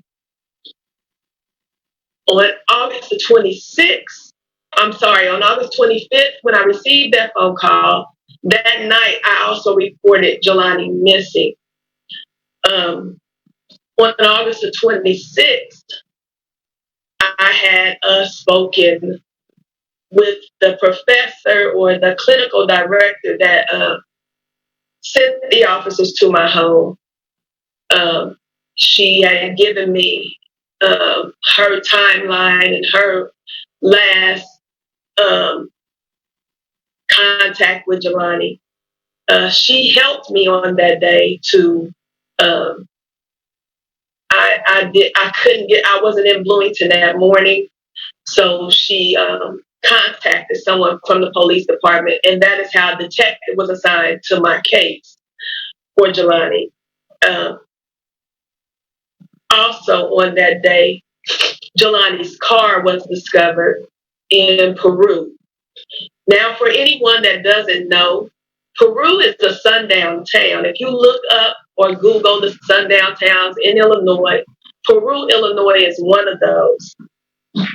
And a sundown town is an all-white municipality or neighborhood in the U.S. that practice a form of racism or racial segregation. And we all know through history that if you are a person of color, you should not be found in a sundown town when the sun goes down. Now, my son had no connections to Peru. He didn't know anybody in Peru. He did not grow up in Peru. So Jelani's car being found in Peru was not something that I would have ever thought that there was a place that Jelani would visit. On that night of the 26th, when his car was discovered, I did receive a phone call. And I was asked, did Jelani know anybody in Peru? I was asked, did Jelani have any connections to anyone in Peru? He did not.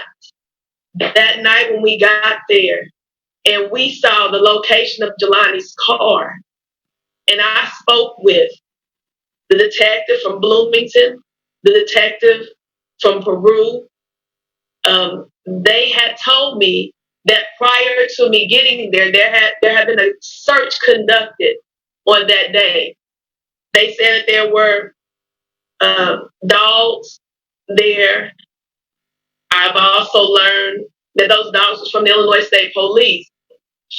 That there was some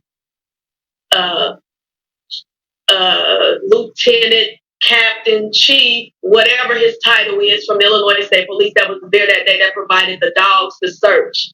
They had a search team that was supposed to have searched that wooded area where Jelani's car was found. Please keep in mind that all of this occurred at 4:20 in the afternoon. At 4:30, I was given a phone call asking if I knew if my son had any connection to Peru, but I did not find out that they found my son's car until after 8:30 that night. So when I received that phone call at 4:30, the police already knew that they had found Jelani's car. They did not let me know anything. So I was not present when the search had occurred, but immediately when the teacher sent me news article telling me and indicating that the car had been found, me and my family were on the road to Peru immediately. When I got to Peru, Illinois that night, Jelani's car was in that wooded area. And as I told you all, who accompanied us on that march, see it for yourself. My son did not park his car in that wooded area. On August 27th, which was that Friday, there were the detective from Bloomington, Paul Jones, had requested or subpoenaed phone records from Verizon. He had told me that if he had not heard anything over the weekend, that I wouldn't hear from him until Monday. Me being Jelani's mother, I couldn't wait till Monday to hear from nobody concerning my son. So it was on August 27th that I decided to organize my own search. It was on August 27th that I posted a post on social media to let everybody know I had no idea as to what I was doing, but I needed all of your assistance to help me. And again, I thank everybody that came out to help us. We searched for Jelani on the 27th. We searched for Jelani in Bloomington on the 28th.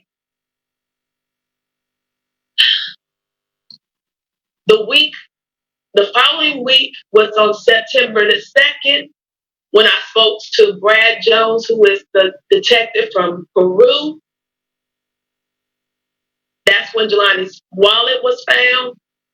At that time, he stated to me that Jelani dropped his wallet, which indicated to me that these people are still indicating that my son would have walked in this town and dropped his wallet on the ground and proceeded to walk to a river. He did not. Jelani didn't walk to that river. So that was on August 20. That was in September when they found his wallet. When they found his wallet. On that day, during that week, I had friends. I had people in social media that I did not know that were calling search companies to help assist us to find Jelani because I did not know where my son was. Illinois Search and Rescue was one of those search teams that we contacted, and they contacted Peru Police Department. On that day, Brad Jones had told me that he was going to have a phone call with them to see about them organizing a search. That search took place on September 4th. That search took place because of my persistence, because of the people on social media, because of my friends and family who called Illinois Search and Rescue, who should have never called Peru, but they did because Peru did not have the decency to call and ask for help, to have someone help them. During this search on September 4th, that's when this body was discovered. They explained to me and my family that this body, they were not telling us that this was Jelani. This body was severely decomposed and was found face down in that river. That this body was missing its upper and lower teeth. That it was a possibility that this body would not be able to be identified by the dental because of the decomposition of the body. That is why we were instructed that we were going to have to do a DNA. And they told me that they would be taking a tibia bone from Jelani's body and that they would need a DNA from myself, his father, and one of his siblings.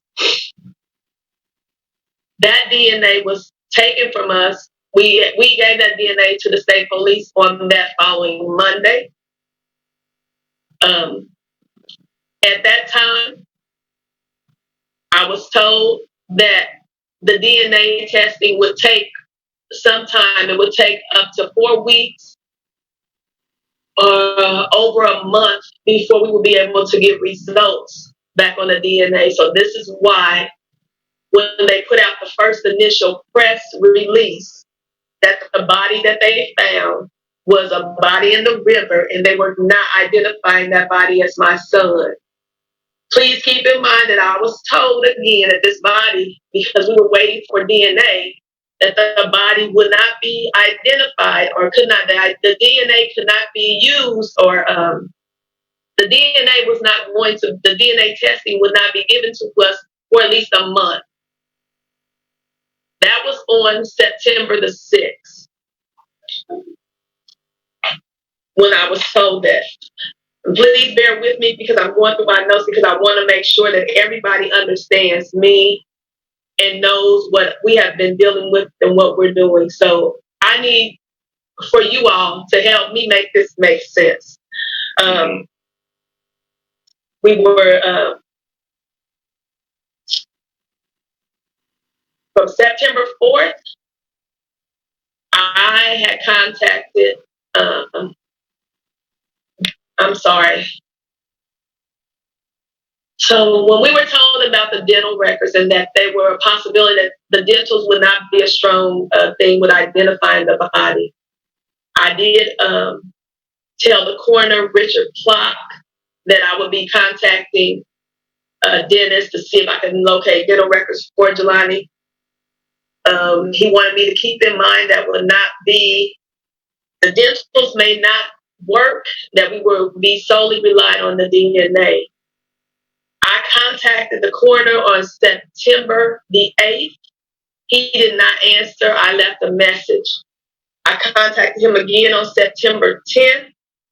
He did not answer. He did not return a call. I contacted him on September 12th.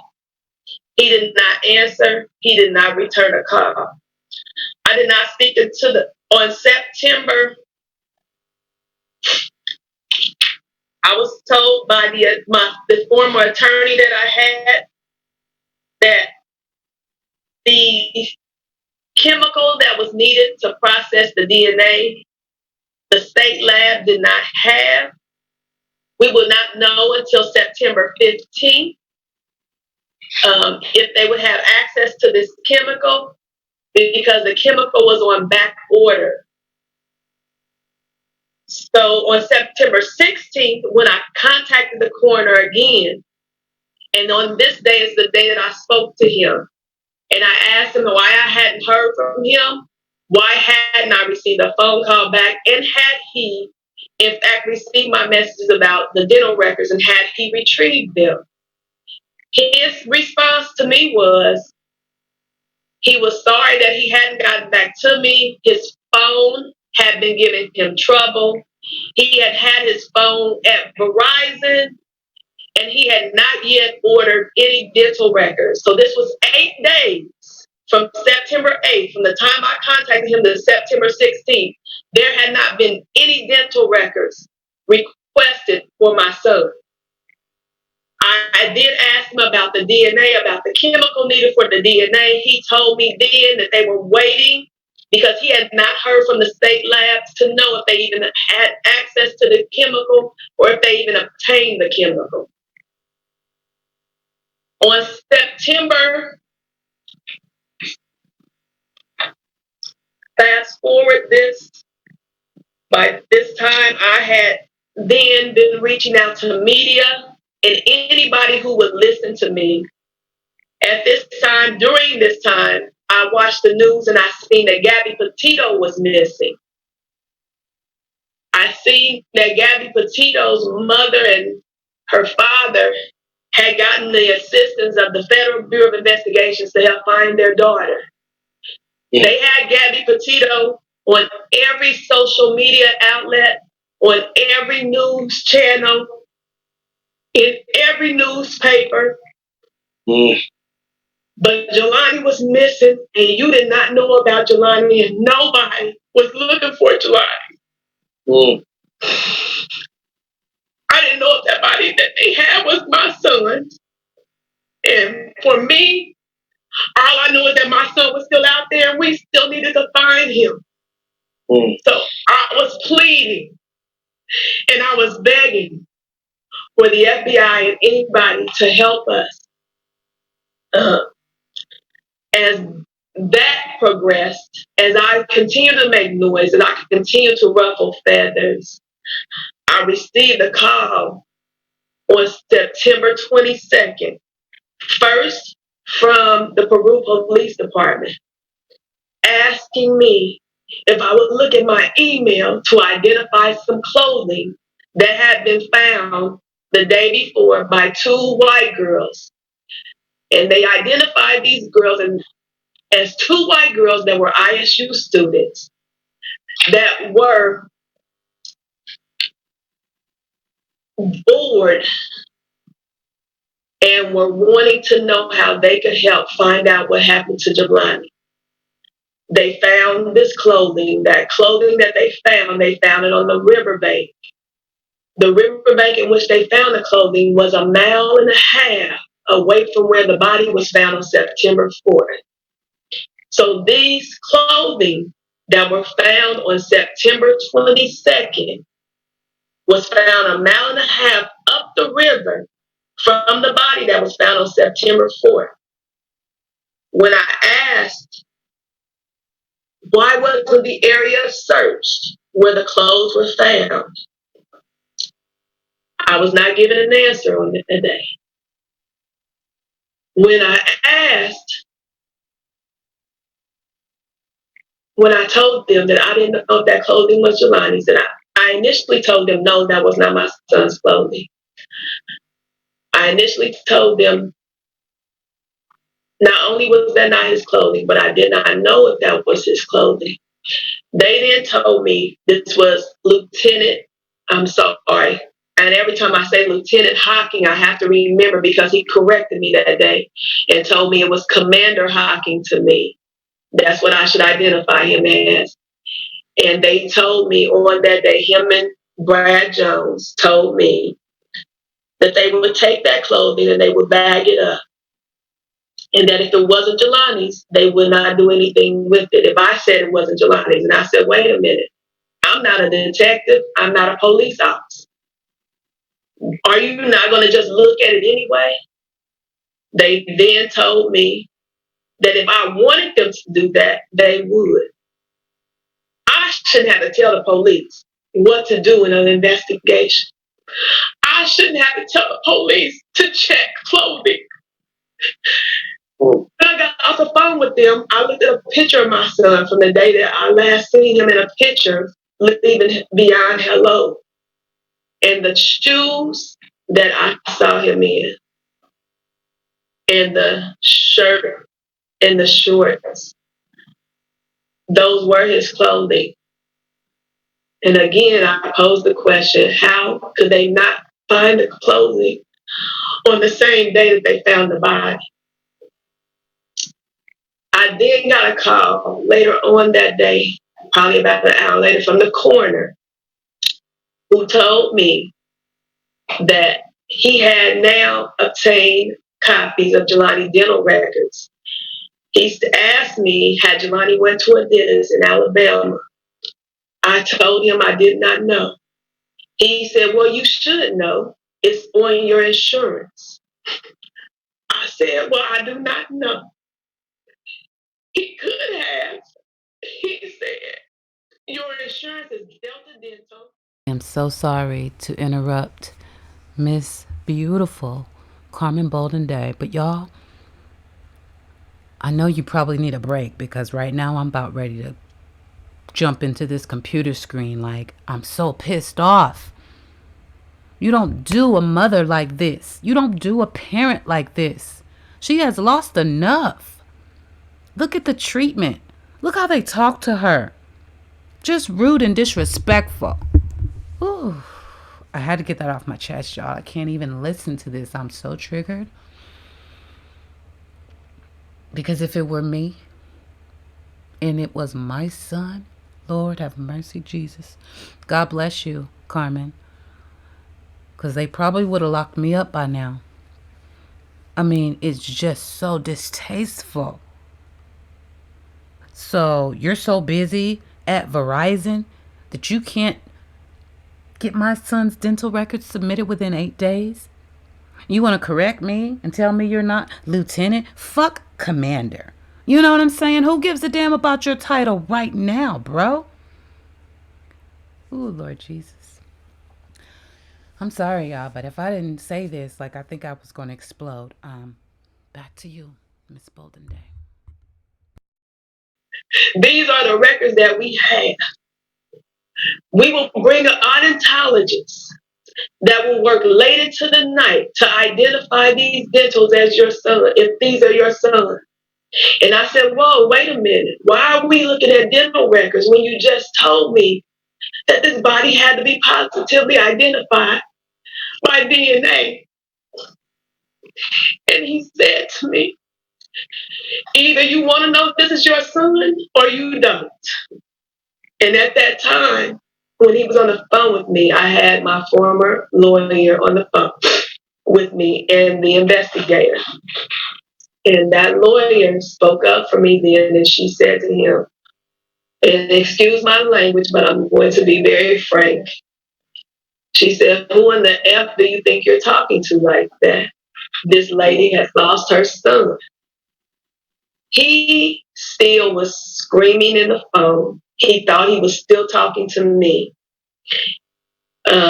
She then identified herself. He then calmed down, and then the phone call ended. He ended up calling right back, and he apologized. And then he said that tempers had been raised, and I was screaming at him, and that he just wanted to know, were we going to be there on the 23rd at 9 a.m. to find out if this body was going to be my son. I told him that I would be there. My attorney at the time indicated that she would be there, and my private investigator said that he would be present. On September 23rd, we all showed up. They read the preliminary autopsy findings to us, and they identified this body as my son by the dental records, but they also identified this as my son by DNA. At that time, I'm confused because they didn't have the chemical. And if they did obtain the chemical, it was supposed to take a month or more for them to get all the findings back, because it had to be going under some kind of it had to go through some kind of process. And that process was supposed to take a month. And but they knew within 24 hours by the DNA that this was my son. And they read it to us, and they told us it was 99.99% that this was Jelani Day. Yeah, that's what they said. As they continued to read the information, they continued to insinuate that Jelani had done something to himself, that they did not find any trauma to this body that was found. But please keep in mind, the body that was found was severely decomposed. So I don't know if the external trauma, it didn't have any skin. I took it back a little bit, y'all. I want to hear what she said again. And that he just wanted to know, were we going to be there on the 23rd at 9 a.m. to find out if this body was going to be my son. I told him that I would be there. Thank you, Tracy. My attorney at the time indicated that she would be there, and my private investigator said that he would be present. On September 23rd, we all showed up. They read the preliminary autopsy findings to us, And they identified this body as my son by the dental records, but they also identified this as my son by DNA. At that time, I'm confused because they didn't have the chemical. And if they did obtain the chemical, it was supposed to take a month or more for them to get all the findings back, because it had to be going under some kind of it had to go through some kind of process, and that process was supposed to take a month. And but they knew within 24 hours by the DNA that this was my son. That's crazy. I just had to hear that again. They identified him by his teeth and DNA. They told her it would take a month. It took 24 hours? How? But we know they have the capability because they did it with Gabby. They do have the capability. So they just put this chemical out of their behinds. And they read it to us, and they told us it was 99.99% that this was Jelani. As they continued to read the information, they continued to insinuate that Jelani had done something to himself, that they did not find any trauma to this body that was found. But please keep in mind, the body that was found was severely decomposed. So I don't know if the external trauma, it didn't have any skin. So you wouldn't have been able to determine if there were bruises. They indicated there were no broken bones, but they were waiting on the toxicology, and at the time, they did not have the toxicology report, so I did not have a final autopsy report. I got my son's body back on August the 27th. On that day, it was sent to the funeral home retrieved my son. He was taken to Chicago, where I had my own second autopsy performed. Whereas if you all know that I have Dr. James Bryant on the phone, who done the second autopsy. When I spoke to him, he indicated to me that he asked me, rather, what happened to your son?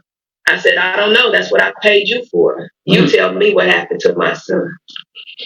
He then told me, well, only reason that I can say that this is your son is by the toe tag that was on the bag. He then went on to say that the body did not have any eyeballs. He went on to say that there was the liver, the spleen, and the brain was not present with the body. He said that the body did not have any genitalia, that he could not identify whether it was a male or a female. He could not determine whether or not this was a black, that the body was a person of color, that it was my son. There was not enough information there, or enough there. And you correct me if I'm wrong, Dr. Bryant. He said that if the things that were done to the body were done during the autopsy, that this was a desecration to a body, and that would have been a crime. He said that these things were done before the autopsy was done, that this was indeed a crime, and there was no reason that the police or anybody before them that did not know this. Then went back and questioned this, and we went back to the first pathologist that done the autopsy, and he then claimed that the genitalia had been flayed. I don't understand that. He also said that the brain was liquefied. Flayed, from my understanding, is being peeled like a potato. His skin was peeled on his whole body, sound like to me. But flayed, I mean, either, if you can't tell if it's a male or a female, it was more than just flayed, wasn't it? It was missing. I mean, and can't you tell what happened to it by how it came off? Can't they determine what might have happened there? I mean, damn, they can't find out nothing. But they said suicide though. The liver was liquefied and the spleen was mush. That was his explanations for those. Forgive me, y'all. I'm sorry. The organs. And I just want to say, because I looked, it said, what does desecrate mean in law? Desecrate means defacing, damaging, polluting, or otherwise physically mistreating in a way that the actor knows will outrage the sensibilities of persons likely to observe or discover his actions. Yeah, that's what his body was, according to the pathologist here, Dr. James Bryant. That's what he told Miss Carmen Day here. Fast forward, I had my third autopsy done, where I'm now. This person you asked about DNA, I had my own DNA test done. We do not have those results back yet, but I am awaiting the results on that DNA. And because of the things that were said in the second autopsy, because of the things that had happened throughout this whole process of me trying to find my son, that is why I had to conduct the third autopsy, which, because of the condition of the body, was practically nothing that they could see or do, because this body had been cut on numerous times.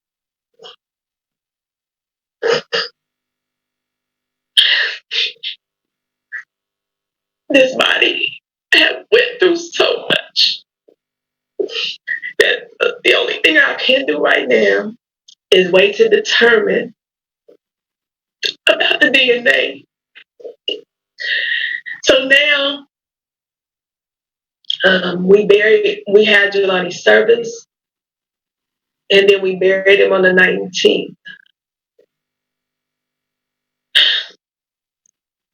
I have asked at the time on the 23rd, when they identified the body, I requested that the Illinois State Police take over the investigation. When I did that, the entire room was silent. They did indicate that they did not have a problem with speaking with the Illinois State Police. However, they weren't for sure if they could take over. On the 24th of September, this became a multi-jurisdictional unit, which means that Bloomington, Peru, LaSalle County Sheriff Department, LaSalle Police Department would all be working together. My question that I'm going to pose tonight is, there is no leadership in this multi-jurisdictional unit.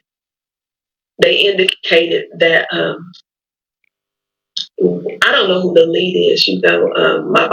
My son's body was found in Peru. His car was found in Peru. I reported him missing in Bloomington. There seems to be a detachment of who wants to take ownership of who is going to say that they are taking the lead of this investigation.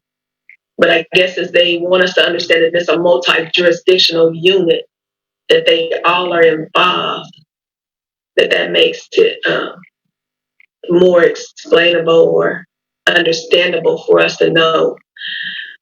They also indicated to me, I've been requesting for FBI to take over. They brought in the behavioral analysis unit from the FBI. When they explained to me that this unit would then analyze Jelani, that means they need to figure out how Jelani felt, the people, what Jelani would have done.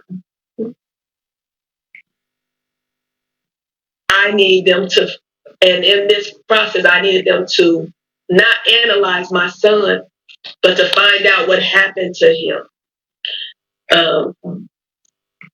I don't believe that they analyzed Gabby Petito. They didn't try to figure out what her mindset was. They went out and looked for her. They looked for who did what to her.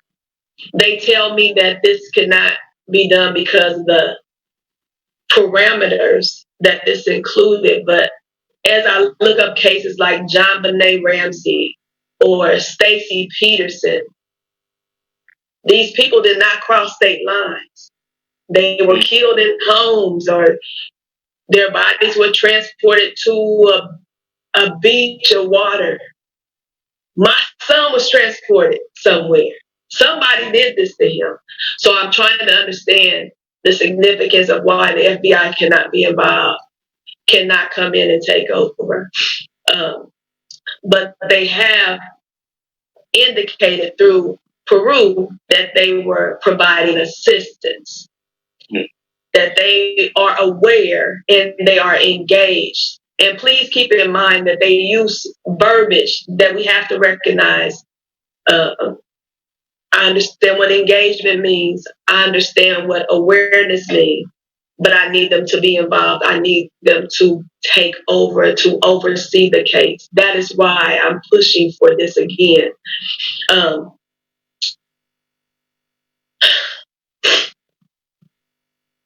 So Jelani's car was found in Peru. The wallet was found in Peru. The lanyard was found. The body was found.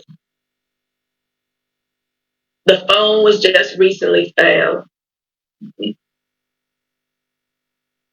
What I've come to know is that the phone has been, so they tell me, has been turned over to the FBI. I have not spoken to anyone with the FBI to determine if this is a fact,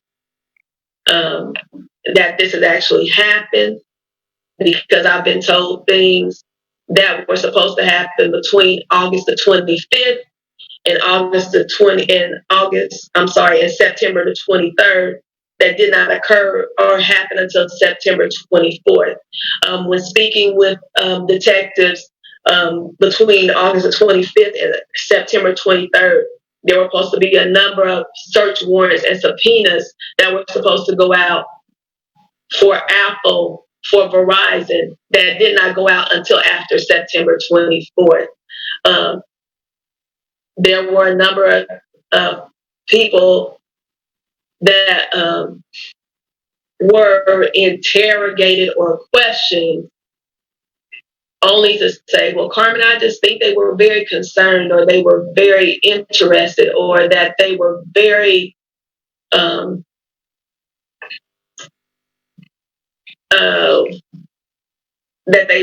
concerned, but we don't think that they would be a person of interest to look at.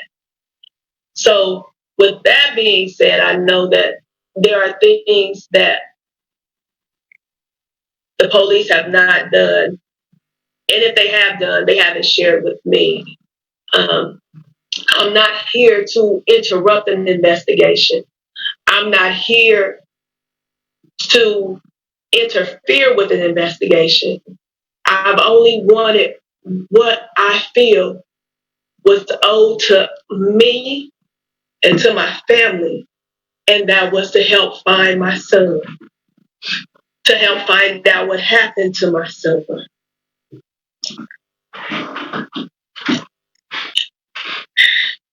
As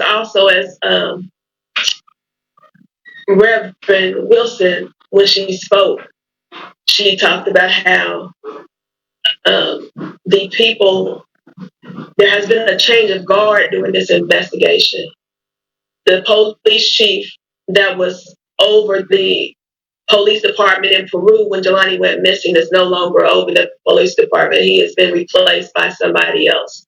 The police chief that was over the police department when Jelani went missing in Bloomington has now been replaced by someone else. The police chief in Bloomington, Jamal Simington, when he contacted me, he was also very uneducated with what has been occurring with Jelani's case. He was very misinformed and ill-informed. When I posed questions to him as to why the detective Paul Jones had been taken off the case, he did not know why. When I asked him about the FBI involvement, because he said to me that the FBI was involved and he had been in contact with them, I asked him who was his point of contact. He then retracted his statement and said he had not spoken to anyone in the FBI, that it was the police department that had dealt with the FBI. When I asked him for the point of contact with the police department, he did not know who that was. So I have been giving so much misinformation. I've been given the wrong information. I've been given the runaround. Everything sounds like a cover up. Period. And I need answers. I've asked them to help me. When I spoke to Jamal Simington again, he then informed me that I was misinformed, that Detective Paul Jones is still on the case, that Detective Paul Jones has been taken off of everything else, and that his main focus is only Jelani. And that he will be involved with the multi-jurisdictional unit, and he will be focused on nothing but what is going on with Jelani. That was on September 12th. Since September 12th, and today is, Today has determined they telling a damn lie. November. I'm sorry, it was October 12th. Today is November the 19th. I have not heard from Jamal Simington again, and every call I made to Detective Paul Jones has went unanswered. And I'm sorry, I have to retract that, because I did contact Paul Jones 2 weeks ago, and he did respond back to me. Prior to that, I had not heard from him since September 24th, when I seen him in the room when the body was identified as my son. That's equal to not hearing from him, just like she said the first time before she even corrected it. As I said again, and I know I went off, so y'all forgive me. The phone was found. They have told me that the phone has powered on. Jelani's alarm went off. It is now supposed to be in the hands of the FBI, so we are now awaiting information on the phone. So, again, I'm praying that we get answers. The individuals that found the phone, I'm praying that we get answers. I'm praying that every avenue is looked at. I'm praying that every person is looked at. Again, I'm asking everybody that's under the sound of my voice to help me as I continue to reach out to find out what happened to Jelani. That I can, as I continue to push for the FBI to become involved. Why is it so hard? I need to know things such as why the 2 girls that found the clothing have now lawyered up. Right. I need to know as to why the person, I need to know about the people that found the phone. I need to know, were they questioning what has happened?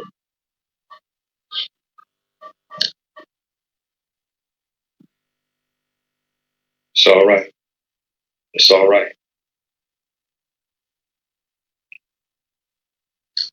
It's all right.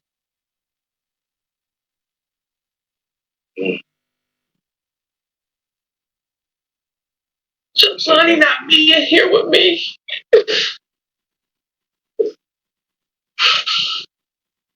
It's one of the worst things I've ever had to go through in my life. The fact that I've been treated like we were treated throughout this entire time that Jelani has been missing has not only been hurtful, but it has been disrespectful to Jelani and to myself. For everybody that's listening, you heard before I even spoke, the people that spoke about Jelani.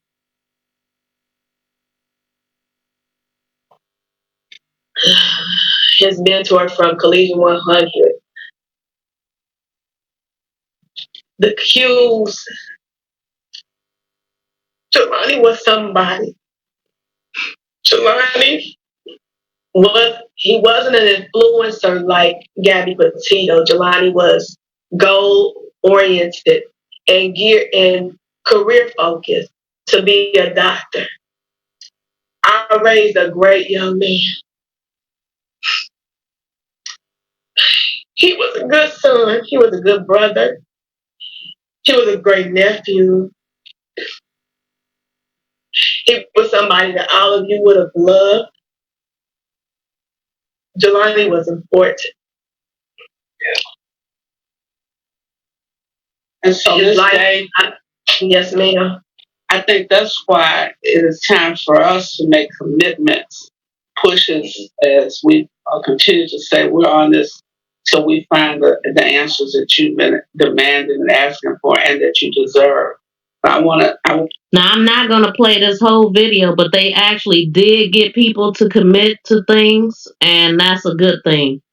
That was the whole purpose. This was a town hall meeting. And everybody, you know, it was a few people on here that spoke, you know, different people that knew, some people that knew Jelani, some other organizations that actually, and it was done on November 19th. This is from the 19th. And also the hashtags that they want everybody to share. So if you post something about Jelani, make sure you add hashtag justice for Jelani, hashtag what happened to Jelani, hashtag Jelani Day. which is next Thursday, we need to have some action going.